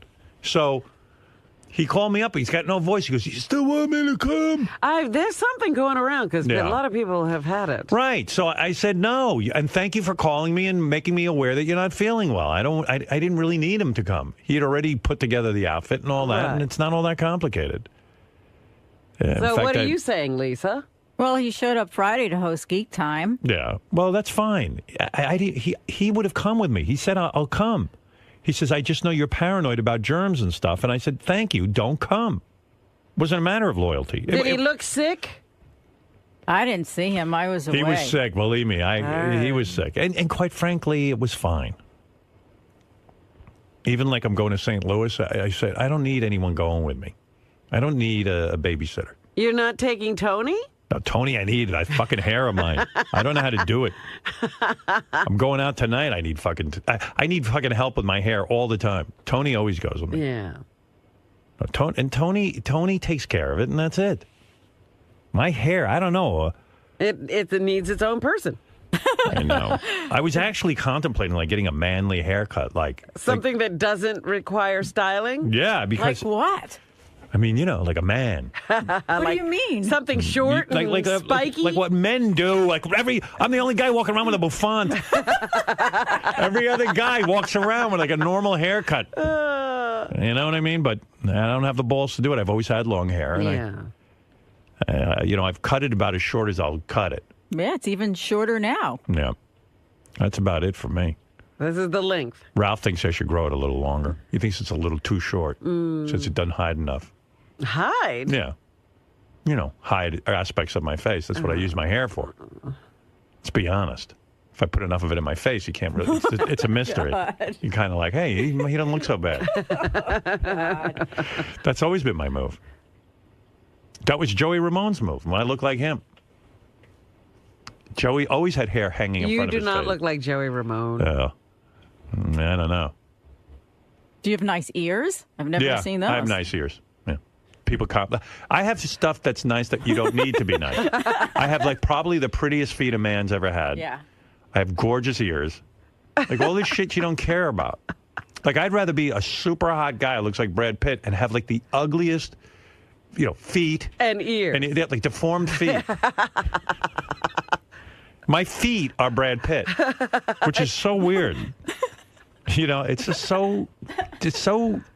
It's like the worst joke, practical joke anyone can play on you to have beautiful feet. And I'll be hanging out with girls and go, oh yeah, you have really pretty feet. And I'm like, yeah. So now you're gonna sleep with me? No. Every woman I've interviewed about you says you have gorgeous feet. Yeah. feet. They're beautiful. He Yeah. could have been a foot model. Yeah, like my feet are so hot. He's I could be supermodel of feet. I could be a professional foot model. Like, you ever see like a soap, like the guy's in the shower and he's soaping Yeah, up? Like, yeah. they would cut to my feet. Right. You know. And like, and by the way, that's nice. Women look at stuff like that when if they see a guy with gnarly feet, they don't want to be with him. But Right, because it sort of indicates a Problems. hygiene Yeah. situation. But it's just. I'd rather have like chimpanzee feet, like literally, how Like chimpanzee, another species. like another feet. species, and look like Brad Pitt. Maybe Brad Pitt does have chimpanzee feet. Right. You hope. But it's really funny how watching the Oscars, Yeah. it was almost embarrassing because it's like they are performing. The whole show is just for George Clooney and Brad Pitt. Yeah, because what does the camera go to? George Clooney and Brad Pitt. Every time Right. you need a reaction. Those guys are like kings. Brad, George, Brad, Right. George. The rest of the people aren't even there.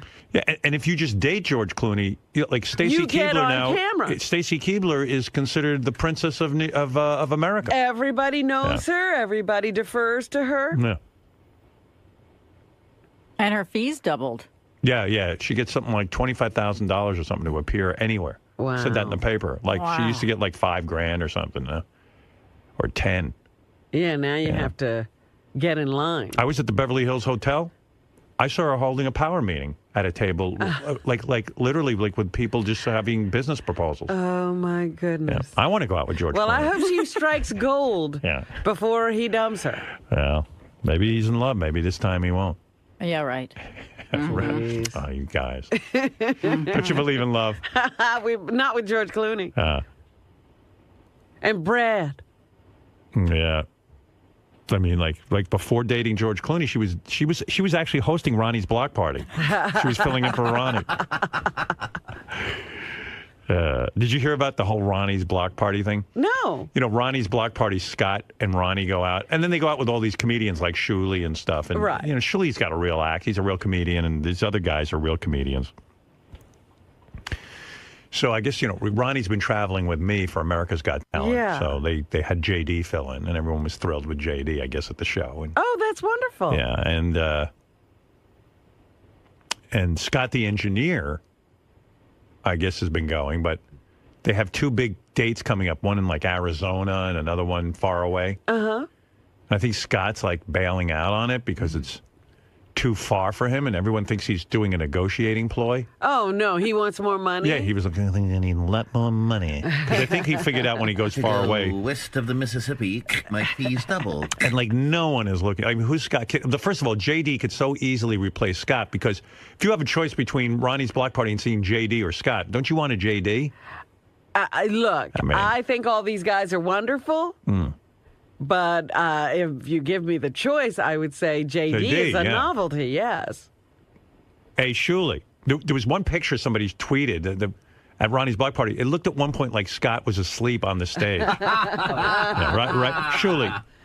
He might as well be. Yeah, what's going on with the whole, like, Ronnie didn't show up, JD was there, and from what I'm hearing, everyone liked JD at Ronnie's block party. I got to tell you, there was, first of all, it was our first weekend that was sold out with this tour. Oh, that's wonderful. Right, and there was an energy when JD did these shows this weekend that we didn't have. We've done the Killers of Comedy tour. We've done all kinds of stuff. I play with Artie. There was an energy when JD was there that I couldn't believe. Like people were going out of their mind. Right. And then the opposite end shows up.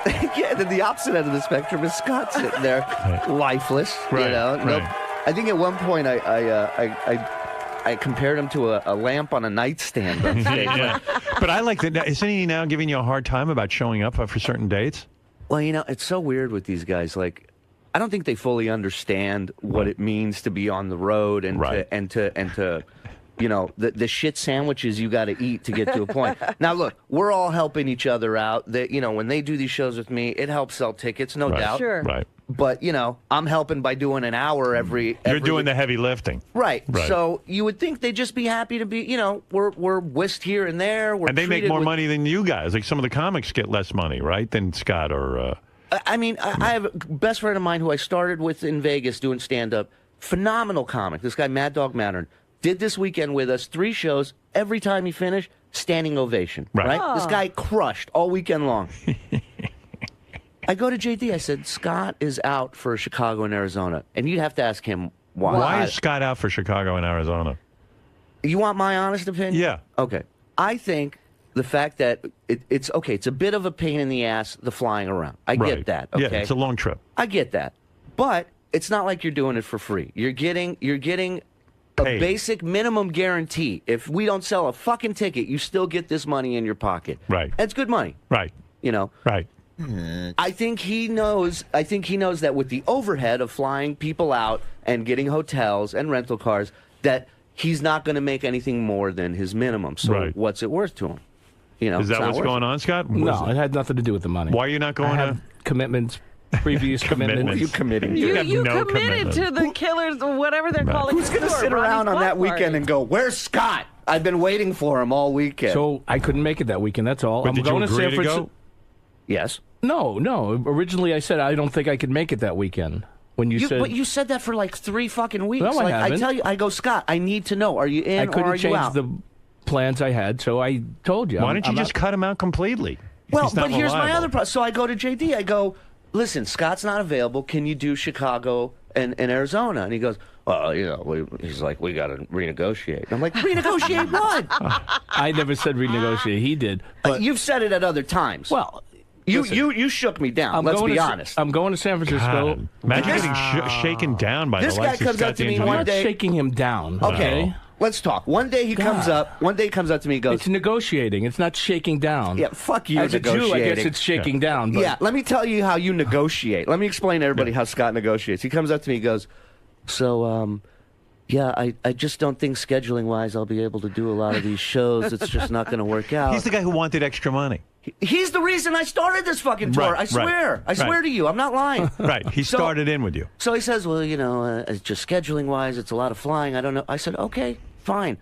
I come What in- else does he have to do? Nothing. Nothing. Sit There's behind nothing. bowlers on ESPN. Right. That's it. That was his big excitement. So I come to him the next day. I go, Scott, are you sure you're out or are you in? And he goes, well, if there was just more money. Now all of a I didn't sudden, say that. money. You didn't say that. To Chicago? I never For said that. everything. You No. said for the whole pack. You said, well, if I could just, you know, if there's just more money there, then it wouldn't He be a wants to get problem rich. being out. Yeah. So do I, and I can't because I'm paying you guys an arm and a fucking leg. Well, Right. who the fuck do you think is coming there because of our guys? They're not going to see you. Oh, you think so? No, They're coming to not see going you with a see fucking cell phone They're not on your going to lap like Try a jerk doing the off? show without Ronnie or me. I've been doing shows without Yeah, and how Ronnie many- and you. So go ahead. And Ronnie, But he and in put all it to- fairness, he in put all it fairness, together. He put it together for Have you. fun. and in all fairness, Why like is- I'm scared that you're gonna fucking walk away from the block party show. Why am I being busted Because I'm here? I'm You're being stating busted an because you busted I his didn't balls. do- I didn't bust I his remember you balls. busted his No, balls. I didn't bust his balls. You were like, can I get No. some money? And then you get angry when everyone's making appearances and didn't you're not bust involved. his balls. Don't include him. Take him out. And then JD's like, I want to renegotiate. And I go, JD, you know the comic you introduced this weekend that you loved? I mean, JD said he's one of the greatest comics he's seen. I'm like, you've made 10 times more than him. Like, Oh my goodness. I thought these guys need money. Why wouldn't you go? You got nothing else to I do. understand that he doesn't like to travel. I get it. Yeah, Fine. but come on, make some Hold dough. on. This I did not ask to be a part. Shirley asked me to fill in for Ronnie. All right, but now you got a shot. People liked you. You went over big. But I'm not good at. I didn't. I None was, of them are- Scott's and it was worse than you. stressing. It's not my thing, and But don't you want the extra money? Wow, like Rockefeller. No, that's not. Shut up. No, it's not. I'm not Rockefeller. Bank some money, dude. But it's not. It's such it's not my thing. It's such easy money, Joe. It's not your thing. You don't have to do anything. You really? Yeah. Yes, you do. You still What do you have have to to do stuff. You just stand there and people just go crazy when they see you. Howard, I told him just be a traffic cop up there. Have like 2 Right. minutes, 3 minutes, Right. you know, of whatever you. And he did great. He came up with bits himself. He came up with suggestions. He was in control as a host. He was great. This is the laziest DJ I've ever seen in my entire life. Go make some dough. This is what it's about. But it's not my. I'm not a performer, and I'm not Get out, you meet comfortable doing girls, it. And, you know? and I'm not comfortable doing it, and that's Oh. that's. That's really it. If you're looking for comfort all the time in life, you're never going to get anywhere. But Scott's the guy. He was always walking around here, sad sack. Everybody makes appearances. I don't get anything. Nobody asks me. No one invites me to the party. Then you fucking invite him, and then he's renegotiating. I don't never get invited. I'm just like, what's going on? Like, why? So get away from these guys. I took a Greyhound bus one New Year's from Vegas to Colorado to do a fucking $100 show. So when he starts complaining that I'm never included, say, fuck you, I'm not including you in anything. You know what? Take him off the bill. At this point, it's like I have myself, John Toll, Mad Dog, three amazing, and the three of us amazing comics. Ronnie. Now, Ronnie could be the only one who could pull diva shit right now, and I would understand it. He's got TV deals, he's got, cologne deals, whatever he's got. He's fine. He's fine. He's not your problem. Ronnie loves to be around fans. He loves to fucking be out on the weekend. The travel bothers him a little bit, and I understand that. He's old. But other than that, he's having a blast. And I don't care what you tell me, JD, you had a great fucking time this weekend. It was fine. But you didn't look uncomfortable, laughing and having a blast after the show. Well, yeah, I was glad the shows were over. I was done. I didn't do anything. That's the other thing. You cannot compliment. He will not take a compliment. I go, JD, you really were great up there first show. He goes, well, there's 2 more left. And I go, well, I said, JD, you gotta stay focused. You're a great human being. But Scott, why would you go? I heard you were like watching the professional bowling tournament all weekend because you were on TV. And by the way, talk about a black cloud. Every bowler that bowled on the lane where Scott was behind him lost. Oh, wow. Well, do you know that? There was only 3 bowlers with me. I mean, but every bowler, one of the guys finished like in the top 20. Every bowler on TV that you were sitting behind lost. No, well, the guy won. So obviously, one of them had to win. There you are. The best is the guy sitting behind Scott. He won. Pete Weber won. I don't know. So how can you make a statement? Someone told me they heard that whenever a bowler came up in front of you. Yes, it is. Pete Weber sat on the other side whenever he wasn't bowling. Right. All the other bowlers sat right in front of you. Oh, you're talking about sitting in front of me. Yeah. Well, there was a lot of people around me. I mean, I wasn't the only one there. You think somebody else has your black cloud? Nobody has. That's someone told me you were yelling at the snack bar server. I heard about you got into an altercation. This isn't a real taco. Right. What were you fighting about? I wasn't fighting. I just went in there with plenty of time, I thought, to eat dinner before I had to be at a meeting. There's always a problem with his every time. So I ordered a hamburger, which was supposed to be quick, and 20 minutes later, it still wasn't ready. And I went up politely, and I handed him my receipt. I said, do you know when this order is coming out? And he said a few minutes. And then I kept waiting and waiting, and finally I went up to him and said, do you have any idea when this order is coming out? I have to go to a meeting. Yeah. I got a little. I wasn't fighting. I have a meeting with the 8th frame. Yeah, I had to be at a meeting. What meeting? Who did you have? The PBA. They need you to be at roll call before your bowl. I'm having a meeting. Bowl roll call. Push my PBA meeting back 10 minutes. I'm waiting for my snacks. Hold the meeting. I need a burger. This poor fucking kid's working at a snack bar in a bowling alley. I wasn't a kid. Please, my meeting. Even more pathetic. I wasn't a kid, and you're yelling at him about a burger. I wasn't a kid. Yeah, we'd love to hear that meeting. You call this a tomato? The meeting, all of the meeting is just they explain the rules and they make sure you're there, and that's the meeting. I specifically asked for iceberg lettuce. Bowling is the only sport that you can eat a hamburger before playing. That's right. It'd be a full stomach. I like how they have to explain. I needed some protein. Yeah. I like that they have to explain the rules of bowling to these guys. These only hasn't been bowling enough. What the fuck has changed? We had a meeting about the rules. Okay, there's still 10 pins, right? Very nice. Any other rules? They're not thinking of taking away a pin, are they? I'm late for my rule meeting. Is it true you lost to like a 13-year-old? Well, there was a few 14 and 15-year-olds there. But they bowled like they were 20. Damn kids. have to get ready for my big bowling match against a 13-year-old. But I took out the fetus. Played 4 Scott versus a fetus. I didn't bowl with him directly. he was in the tournament, though. JD, you should go do these gigs, dude. I don't know what they're paying you, but according to Shirley, it was very good money. You know, you don't need money. No, listen, it's not. Get out of that shithole you're living in. How many of these dates could you book a year? Like maybe 6 or 7 for him, right? You want to hear something? I got a guy who contacted me who wants to book a weekend in 2013 in Montego Bay in Jamaica. Oh, my goodness. What does it pay? A Ronnie Mund. Is there dinner? A Ronnie Mund weekend in Jamaica. Oh, my this guy God. wants to do. Wow. A whole inclusive thing for fans to come out for all 3 days. Yeah. And this is the phone calls I get day and night. Like, this thing is running on all cylinders right now. So why wouldn't JD get in on this? It's not my thing. But you know what? Sitting here ain't my thing, but they pay me. Well, I'm sorry. I would like to be anywhere else. It's called a job. It's not supposed to be comfortable. But I have a job. This is my job. But JD, I could understand if you did this weekend and you sucked and it was fucking terrible and you bombed. Hey, you know what? Don't convince him. You didn't do any of those. You were really good, and he came out to standing ovations. You mean all he has to do is stand there? Let me understand the job. He goes, right. Hey, everybody, I'm JD Hammer. Hey, by the way, we just got here in Baltimore, and I got to tell you, man, we're having a great time. And tonight we're gonna have Shuli and this other idiot and this other douchebag, and we're gonna entertain you. And it's gonna be great fun. Any questions for anybody? Hey, JD, why are you such a fucking dick? Hey, whatever. Okay, here's Shuli. That's it. That's it. Oh my God. That's it. Whatever. That's too much. Yeah, you actually. I did too much work. You actually did a lot more. Right. But JD opened the show, and then he opened the show by. What did you say when you opened the show? Let me hear what you did. You know how Were you there? Go ahead. LL Cool J read a prayer, did a prayer for Whitney Houston before the Grammy, so that's what I did. The LL Cool J Whitney Houston prayer to open the show. To open the show, and I thought it was really smart and funny. And then he has a joke about Scott right after. What did you say about Scott?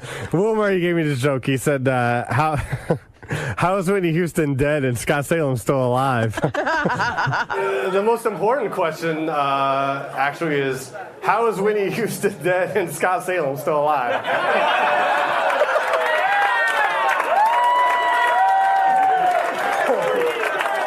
Okay, you have to do one more song because I'm about to. We don't want to kill the man, for Christ's sake. And that killed. There you go. And then after that, you bring up a comic. What the fuck? I don't get you guys. He felt really uncomfortable. It's like handing you money for doing nothing.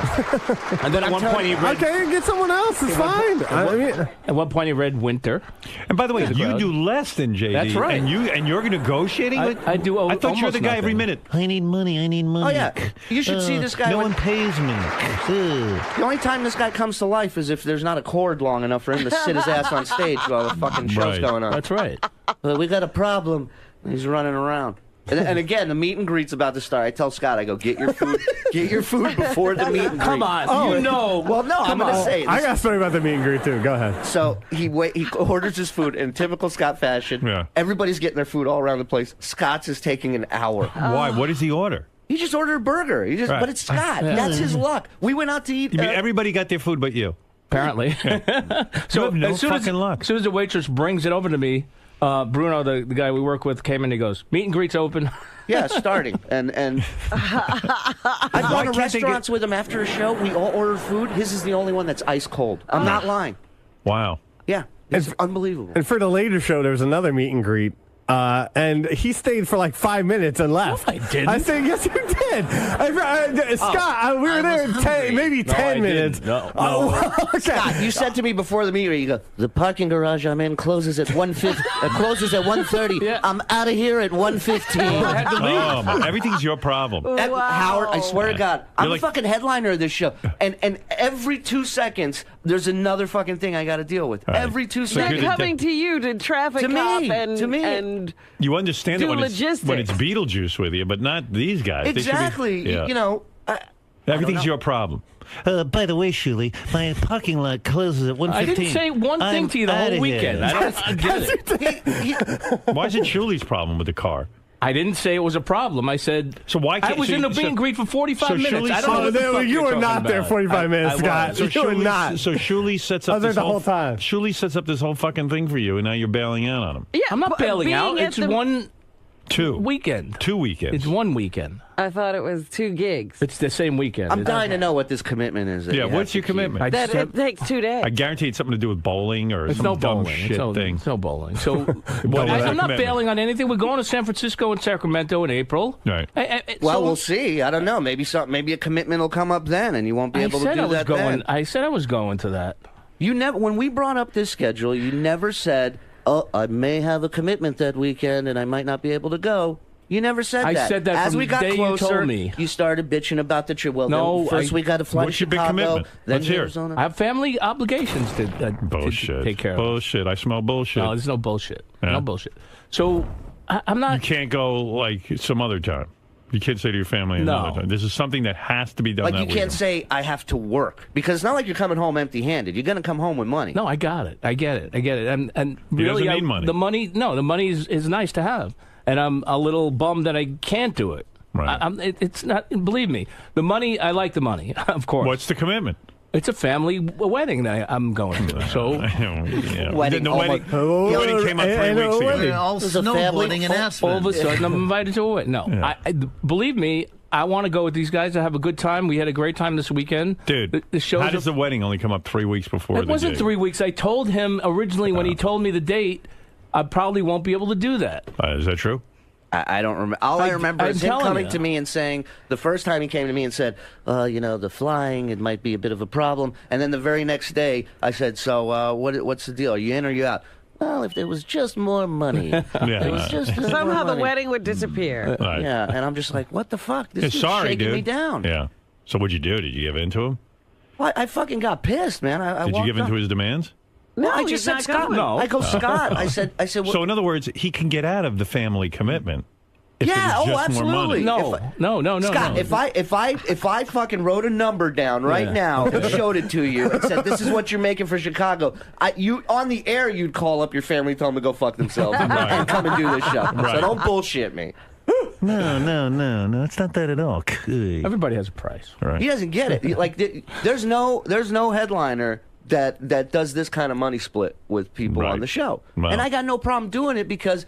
Like I said, we're helping each other out. Right. But you got to get to a point where you got to realize, look, to get to the level where we all can make better money, you got to do the fucking shows. Right. Yeah, you got to be consistent. Right. So who else you got around here? Throw Scott off the bill and I'm get. just- You got can't get Ronnie. JD. JD, you can't get. Evidently, he's We should do Stern Show's Got Talent, and me and you should judge the staff and see who's going to be added to the. I don't care if bonfire. any of you go out on the road. I don't care either. Yeah, I just like hearing all these stories. All right, well, anyway, there you have it. Shuli, Scott the engineer, and JD. Yeah. So, JD, you're out. You're not doing it. I'm not opposed to doing other shows. I just don't. I don't like doing so many. You know, I like. It's one weekend a month. One weekend a month. Just I that used to- sentence is with good the, enough. With the Killers of Comedy, we were out 3 weekends a month. 3 Right. weeks out of a month, we were on the road. Right. This is one weekend a month. Right. And what do? You sit home all weekend. Yeah, well, that's what I do. Sorry. Yeah. I mean, no, I'm I saying. do stuff at here least and there. You get out and be with some dudes and maybe meet some chicks. Yeah, we saw what happened this past weekend. Well, that was a fiasco. He lined it all up. He came to me like 2 weeks before the show. And he's like, All right. What did he say? What did he say? No, he's just like, I need the hotel information. I need to know what hotel we're staying. I'm like, Why? Because you had that gig set up with the chick in the room. right. I'm like, so I need to get. so I listen, felt bad that he I can't tell you why, but I need my hotel. I told him. You thought you were going to be banging at that hotel. I didn't listen with my with my low with my thoughts. I don't expect anything to happen. All right, maybe we will renegotiate. with my low. What did he really want to say? I don't know. With my low expectations or whatever. Oh, or whatever. okay. Why did you need to know the hotel like 2 weeks ahead of time? Like, what were you telling her? She stayed with the friend at the hotel. Oh, so you got her at the same hotel? Yes. Oh, fuck. You were really... He had it all planned perfectly. Until the dude showed up. And then the next morning, we're walking out to leave, and they're like apart from each other. It's not like they're walking hand in hand or anything. And I'm like, wow, he had that chick up. I go, look at this motherfucker. His first weekend with us. Right. He's fucking got chicks. He's got a suite. He's Right. got, look at him. Good for him. Right. Walk up to him like, you closed that deal, huh? Oh, not exactly. She brought a friend. They were in my room till 5 a.m. I'm just like, oh, Jesus. Oh, poor guy. No, and every minute he was like, what? He didn't care about anything. Got into a panic. How many steps away from my room? How far is the hotel from where she is? Could you make it like an adjacent room where you have a little door passes through? Silly, what room am I in? I got to tell her immediately. Is that room service? You had it all fucking lined up, dude. He did, man. He was so excited. See, now that's why he's not willing That's and right. I guarantee anxious you. to do other gigs. Dude. This one worked out badly for him. I guarantee you. That has nothing to do with Dude, it. you could get something lined up. No, I know. Your side's quite that high. No, I was, know. was the chick really hot? She was, she was really hot. Yeah. Yeah, listen, I know. I'm not a performer. I'm not Was she a comfortable. 10? She's up there. Oh, yeah. She was, Yeah. she was like between 8 to 10, no doubt. So why don't you get a 6 and with a slam dunk? That's not what happened. I don't know. Yeah. Like I was on stage. And Bring a 10 to the hotel. Bring a 6. Have a good weekend. Well, I guarantee you come to Chicago, Arizona, I'll have fucking a total of 28 for you. How about that? That's right. You'll get a 28. Yeah, 2 10s Could be and an 50 8. How of them. about that? I don't know. Surely, what hotel am I in? I just need the hotel information. Oh my God, this is dude. so funny. So what happened? As soon as Shuli got the hotel, you gave her the information, and then she hooked up a room there. Yeah. Wow. And you Keep this thought, on the "Ooh, DL. This is going to be good. These guys, Oh, they're talking man. about renegotiating. You should see this show in There's the no, lobby of a surely, hotel. first of all, you're not talking. Go ahead. What? I'm sorry. What? No, he's What? talking about renegotiation. I'm like, That's the word you used, though. I'm fucking around when I said renegotiating. Okay. You Whatever. said you don't like to travel, you don't like to There's leave your that- house, and if you're going to do that, then you want to renegotiate. No, I said I to travel. Forget it. I give up. I give up You talking. give up? Can I go, You give up please? talking? You can't give up on talking. Give up Then I talking. really can't use you on the show. I give up talking. You can't give. Don't give up on talking, I JD. talked way too much today. What was the question? Nothing. He said he never used the word renegotiate, but everything else I said I was accurate about. Right. So I take it back. It's breaking my heart that you had to get like you were bugging Shuli for the hotel. I wasn't bugging him. I just asked, Yeah. And then he got the chick lined up at the hotel. He wasn't a pain in the ass like this guy. Like every 2 like seconds. Scott, the engineer. Oh, I'm like, I so didn't we're do gonna do. I go, we're gonna do this weekend in Chicago, in Seattle, and Portland. Like this is 3 months away. I tell him. And 2 weeks later, Scott. So I'm looking online. There's only one flight coming back. I go, Scott. Scott, this it's has not my nothing to do problem. with you. Right. It has nothing to do. Don't worry. People know when we need to get back. They know when we need to leave. It'll be taken care of. Oh. You know, just the other day. Flights are very cheap right now. If you want to get the tickets, get them now. For Just trying to help out. So fucking annoying. No, that's not annoying. I'm trying to trying- help out. I'm trying to help out. Show Do up the for the show. date. Yeah, do the show. You see, in other words, Shuli has booked this whole thing around you guys. Yeah. Around In other words- Scott, mainly. No, That's right. but he's booked this thing, and now it falls on his head when you guys can't show up. It's like all his headache. That's what he's saying. He's saying, hey, we're all in this together. I got Everybody it. wants to make money. You guys got to step up to the plate and take on You some gotta be responsibility. there. Poor fucking guy's going to have a nervous breakdown. Listen. Right, Ronnie Shuli? couldn't- Do I have Ronnie a- had Dude, you have no idea. Ronnie what's had a going commitment on. with you this past weekend that he had to take care of. All right, Okay? listen, that I comes have first. no problem with You know, Ronnie. and that is the door opening for them all Absolutely. to become Right. Absolutely. a pain in the No, ass. So I'm not- I Ronnie's don't- not going. I'm not going. I don't want to be a pain in the ass. I'll Listen. have commitments too. Right, yeah. Now Scott can't be left out. I like how Scott goes, I don't want to be in pain in the... You know no other way. Let's be honest. The sentence, I don't want to be a pain in the ass Don't coming out of your say mouth. that. Don't ever is say it impossible. again. He doesn't see it, though. No, he's the last to see it. Right. Every time. I'm not a pain in the ass. Where's my plane ticket? I have to leave the parking garage. I'm sitting there calling my DJ's hotel. I'm not available. To come down to the lobby. I'm watching my DJ step off an elevator with a plastic shopping bag with his DJ equipment in it. Right. He was tying his shoe and testing the equipment at the same time. That's called talent, buddy. Well, I don't know when everyone became a Rockefeller. A diva. I can tell you one thing: the fans are loving the show. The comics on it are great. The audience turnout has been great. So what are you going to do now? You don't have JD. Yeah, your bill is falling apart. I mean, it's Ronnie's block party. There's no Ronnie, it's no just Scott, gonna be no me JD. and Ronnie. That's it. Oh, it is Ronnie. All right, Yeah, no, Ronnie will come back. Ronnie's been in from day one. Ronnie loves it. He does, and he's great at it. He's amazing at it. I think all three of them would be fucking great, but then I'm coming home with no money. Right. Poor you. I'm in the middle of moving. My kid's gonna be 2. I feel like my heart's gonna explode any fucking day. I walk when I get off the 2 trains and the bus that I gotta fucking take home. I walk by a cemetery, and first thought is, these lucky motherfuckers. Right. That's my first thought. You have no idea how lucky you are. I know that feeling. And then my second thought is, why isn't Scott fucking in that cemetery? Fucking waste of a human being. Just fucking relentless, man. Just I am. fucking relentless. I am. When I sit. Listen, you don't like me at the shows, fine. Book him all the time. Take Ronnie. If you feel so strongly about me being dead, then prove to me that you are alive. Scott, you know what it is, Scott? You have a Really? a worker mentality. You're finally in business with somebody where you guys could all be in business together. I know this. So you gotta say to your family, look, I got commitments with Shuli. I'm doing this to make extra money. We're in a business together. No, you're like, I'll pick and choose. I'm not picking and choosing. This fucking Like, guy. I could This is the only one that I could understand. I've done every other one, and I'm committed to the other one. And Scott, I can understand if I said, look, there's a risk maybe on a weekend with a high overrate where we come back with nothing. Then I could tell you, say, no, look, I don't want to come back with nothing. No, I know. But there's a minimum that's still fucking. Anybody in that fucking back office would shove the next person over to get that minimum. Trust me. I got you. I understand. And believe me, then why is there a question? I give up. Ronnie He's going to pile on. Go ahead. Fucking. What do you want to say, Ronnie? Hold on. I didn't even know what was going on. This has been going on for 40 minutes, I heard. Yeah. Sorry to wake you. Where the fuck were you? I was talking to Chuck Zito. What are you guys doing a show now? Bruce Willis? Yeah.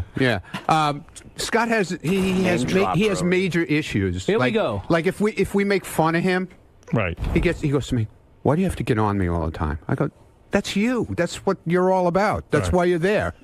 Well, he's like. So he doesn't like the show. He doesn't. I don't know what he likes. I think the only thing he likes is the money. We all bust each other's balls. But now he's. I like doing the shows. All right, listen, guys. I don't think he likes doing the shows. Right. He wants more money to do less.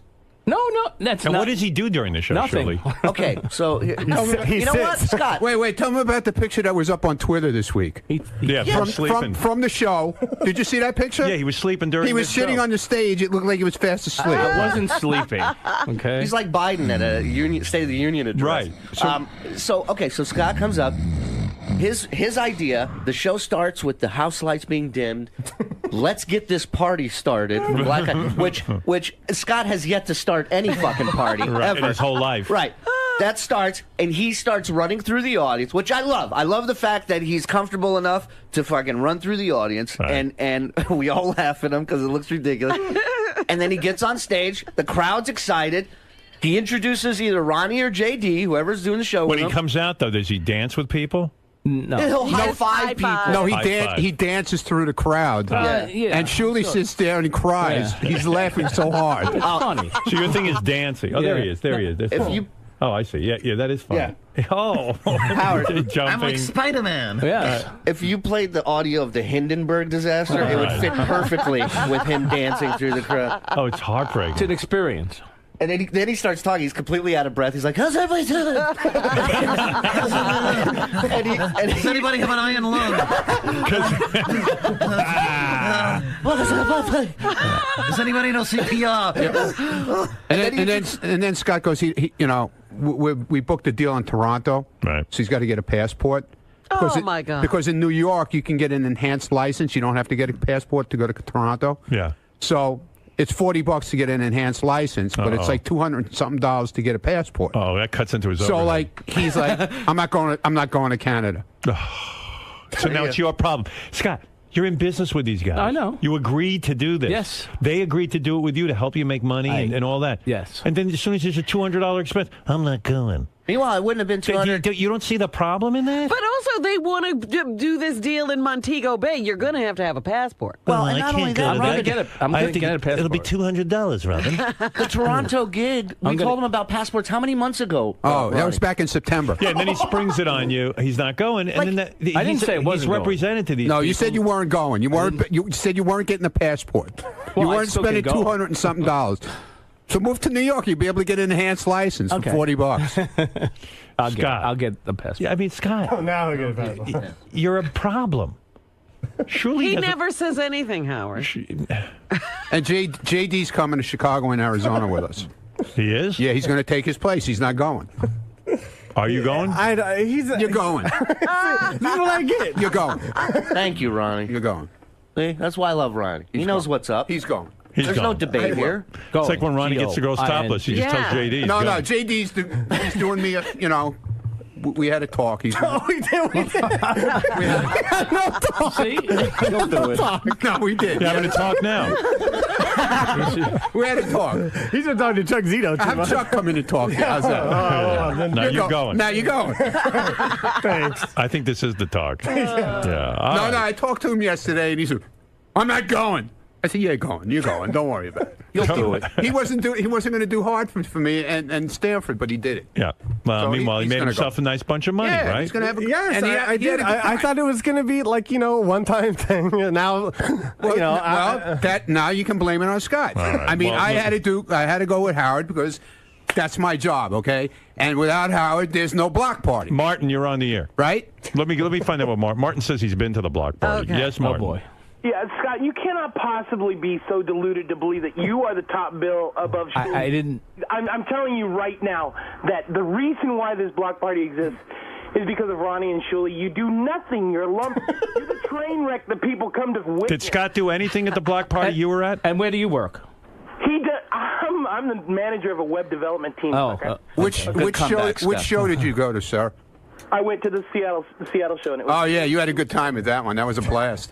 It was awesome. Ronnie is great. Shuli's great. Scott is a lump. He does nothing. But and that being said, Howard, like you said it one day that you're Right. fascinated by him doing nothing. Again, I'll say, and I'm fascinated at that. As angry as it makes me that I have to pay this fucking guy at the end of the night, Right. it's fascinating to me. Hey, It's if you're so fascinating to angry me. and you want me dead and you get you mad to pay me, then I don't have to kick you off the show. I don't have to do the quit show. every other weekend. I don't have to do the show. You quit the show all the time. I don't quit the show. He vehemently says And then that when he's off the show, he'll be like, nobody gives me any money. he keeps saying that like I do All right, nothing, all right, we've and been he's over annoyed this. that he has to pay me. All right, So I won't do him All anymore. right, I got to get Oh, to you're so There full he of goes, shit. quitting again. You know you're not quitting. Now he's going to go and lock the door in his Yeah. studio and Yeah. stew. And And, what, fucking- what are you always getting on me for? That's what I'll hear later. and then you come in there and you go, Scott, what are you pissed off? Oh, I was just kidding around. Scott, it's just a pain in the ass to have to deal with a guy like you. Like, All right. Just be grateful you're there. I am And grateful. show up for the fucking dates. And you're part of a team. You agreed to this. Just do it.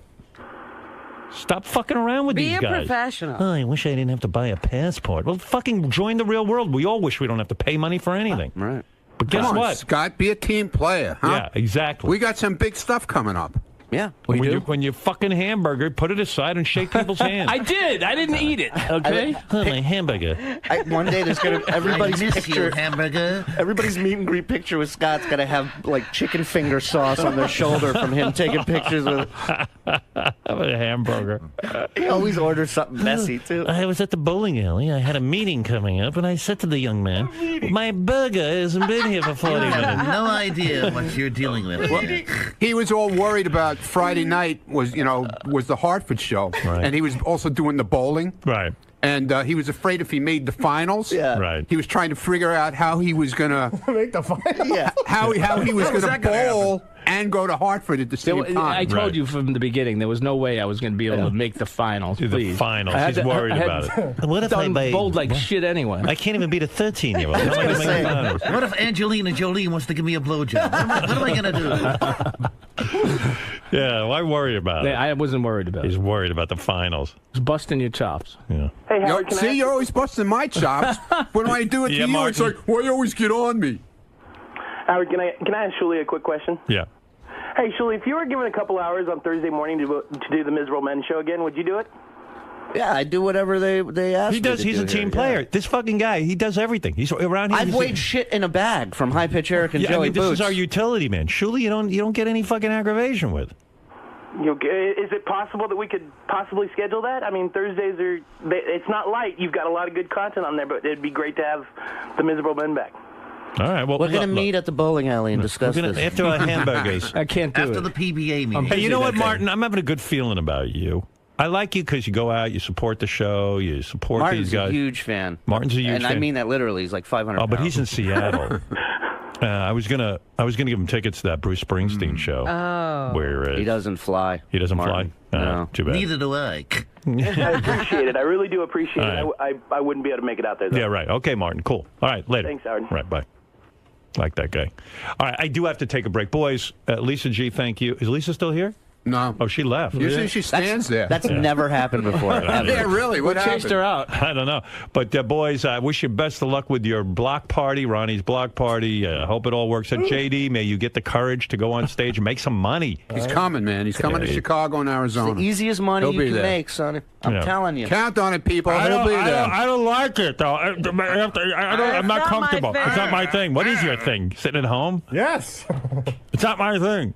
Meanwhile, you had a chick up to your room. All right, granted, it was a dude with her, but Yeah, you got Oh, close. I didn't know about You that. got close. Wow. he had it all lined up. With a dude. Yeah, but he had it all lined up. I'm telling We you. don't need to go back. We didn't know over the this. dude was coming. You do a weekend with Ronnie, JD, deals are being closed left and right for you. All right, boys, good luck. Thanks. And Shuli, may you not kill yourself. Thank you, buddy. Right, Help me, all right. Howard. We'll Help be me get back. on the road by myself. We'll be please. back. I will get to phone calls. I do have a lot to get to. I realize we've been wasting a lot of time on nonsense. And where's this my morning. breakfast? Scott, go get your hamburger. We'll be back right after these words. Shuli, so much was made about the negative aspects of the block party. Is there any joy in it for you? What are some of the positives? There's a ton of joy in it. I have a blast. We bust balls, but it is fun when we're on the road and hanging out with each other. It's just all the drama and politics away from that shit. Just the pain in the ass. Like, I don't want to deal with it, you know? It's not my job, as my friend Jose would say. But it's worth it in the long run. All of the drama, all of the chaos, all of the headaches. Yeah, I mean, if you got a paycheck from this company, you'd realize it's worth it too. You put up with it, but it absolutely is worth it. It's as far as jobs go, it's it's a pretty cool one to kind of have and be a part of. I think. Scott, it's just me. Hey, yeah, exactly. But you're the orchestrator. You're the quarterback of this production. Me? No, Shuli. I'm not. I do nothing. Well, Scott, at the end of one of these long weekends, do you ever do any self-reflection and realize, hey, I'm being a bit of a I gotta diva? work. I gotta work. No, I realize I gotta work with these assholes. That's what after getting beat up all weekend. Yeah, you know when he thinks I got to work with these assholes? When I come in with an envelope stuffed with money for him. Wait a minute. That's when he this thinks. weekend in Hartford, you gave me the place.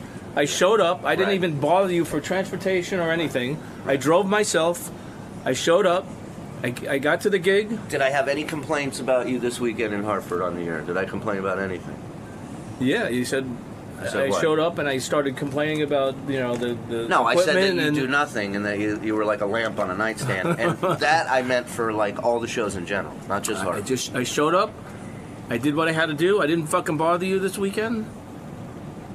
And I don't know what the fuck you're upset about. It's frustrating when you listen. When I didn't ask you for anything this weekend. No, you haven't. But it's not exactly like you're helping me out every weekend either by backing off shows and. But it's and, the one you know, weekend. I've done every other one. Dude, before this weekend, let's be honest. Have I not done every before other show? Chicago and Arizona, were you 100% on Hartford and? Yes, I was always, from the start. I was in. Now you're lying. Now you're lying. No, you weren't, because you came up to that was. Oh this no! whole Right rap. when Ronnie said he couldn't do it, then I was like, all right, I got to do this because you need me there. All right. I mean, if that's the way you want to spin it, that's fine. Shuli, is Scott misremembering how I things? think he And we've is. heard that word I think before. because the Connecticut show was the show in question that he came to me and said, "I'm not going to be able to do it because of prior commitments." And I said, for Hartford and Stamford. Right. And I said, okay. And then the next day is when he said, well, if there was just more money, and that's why I was like, wow, it has nothing to do with commitment. He just wants more money. It's all about the bottom line. That's why I called it a shakedown. Okay. I'm still shaking. Scott, I think the big picture that you're missing, and Shuli, you alluded to this, and actually Howard brought it up as well, is that you have to establish this block party. You have to make it a commodity. Then you start upping the ante a little bit. Then you start upping your appearance. You have to build it up. We don't have to tell anybody we want more money. More money is coming in. Bigger offers are coming in. Scott, you don't see it that way. This Jamaica thing that this guy Wait, called what me is this? about? What is this, Jamaica? He wants a 3-day weekend in a resort in Jamaica. You'll have a plane ticket for you. Who fucking wants your to go to spouse, Jamaica? Whatever you want, and the money ridiculous. Fuck Jamaica. Nowhere near the money we're making right now, and that money's going to go up too. You want to go to Jamaica with us? That's if Robin? you are a part of things. Shuli, Yes, Greg? What do you want? Bottom line, Yes. put in the hard work. Yeah. You won't have to chase the money. The money will chase you. Fucking ain't right, man. Fucking ain't right, brother. Sounds like somebody wants to be on a little bill called The Block Party. Yeah.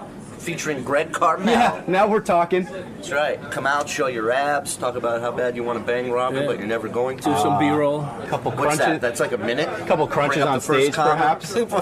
Wind sprints. I bring this 15-pound machine with me as a prop. I love it. I love it. Everybody, we're meeting at Will's house to watch. Sounds like the block party just quit you, sir.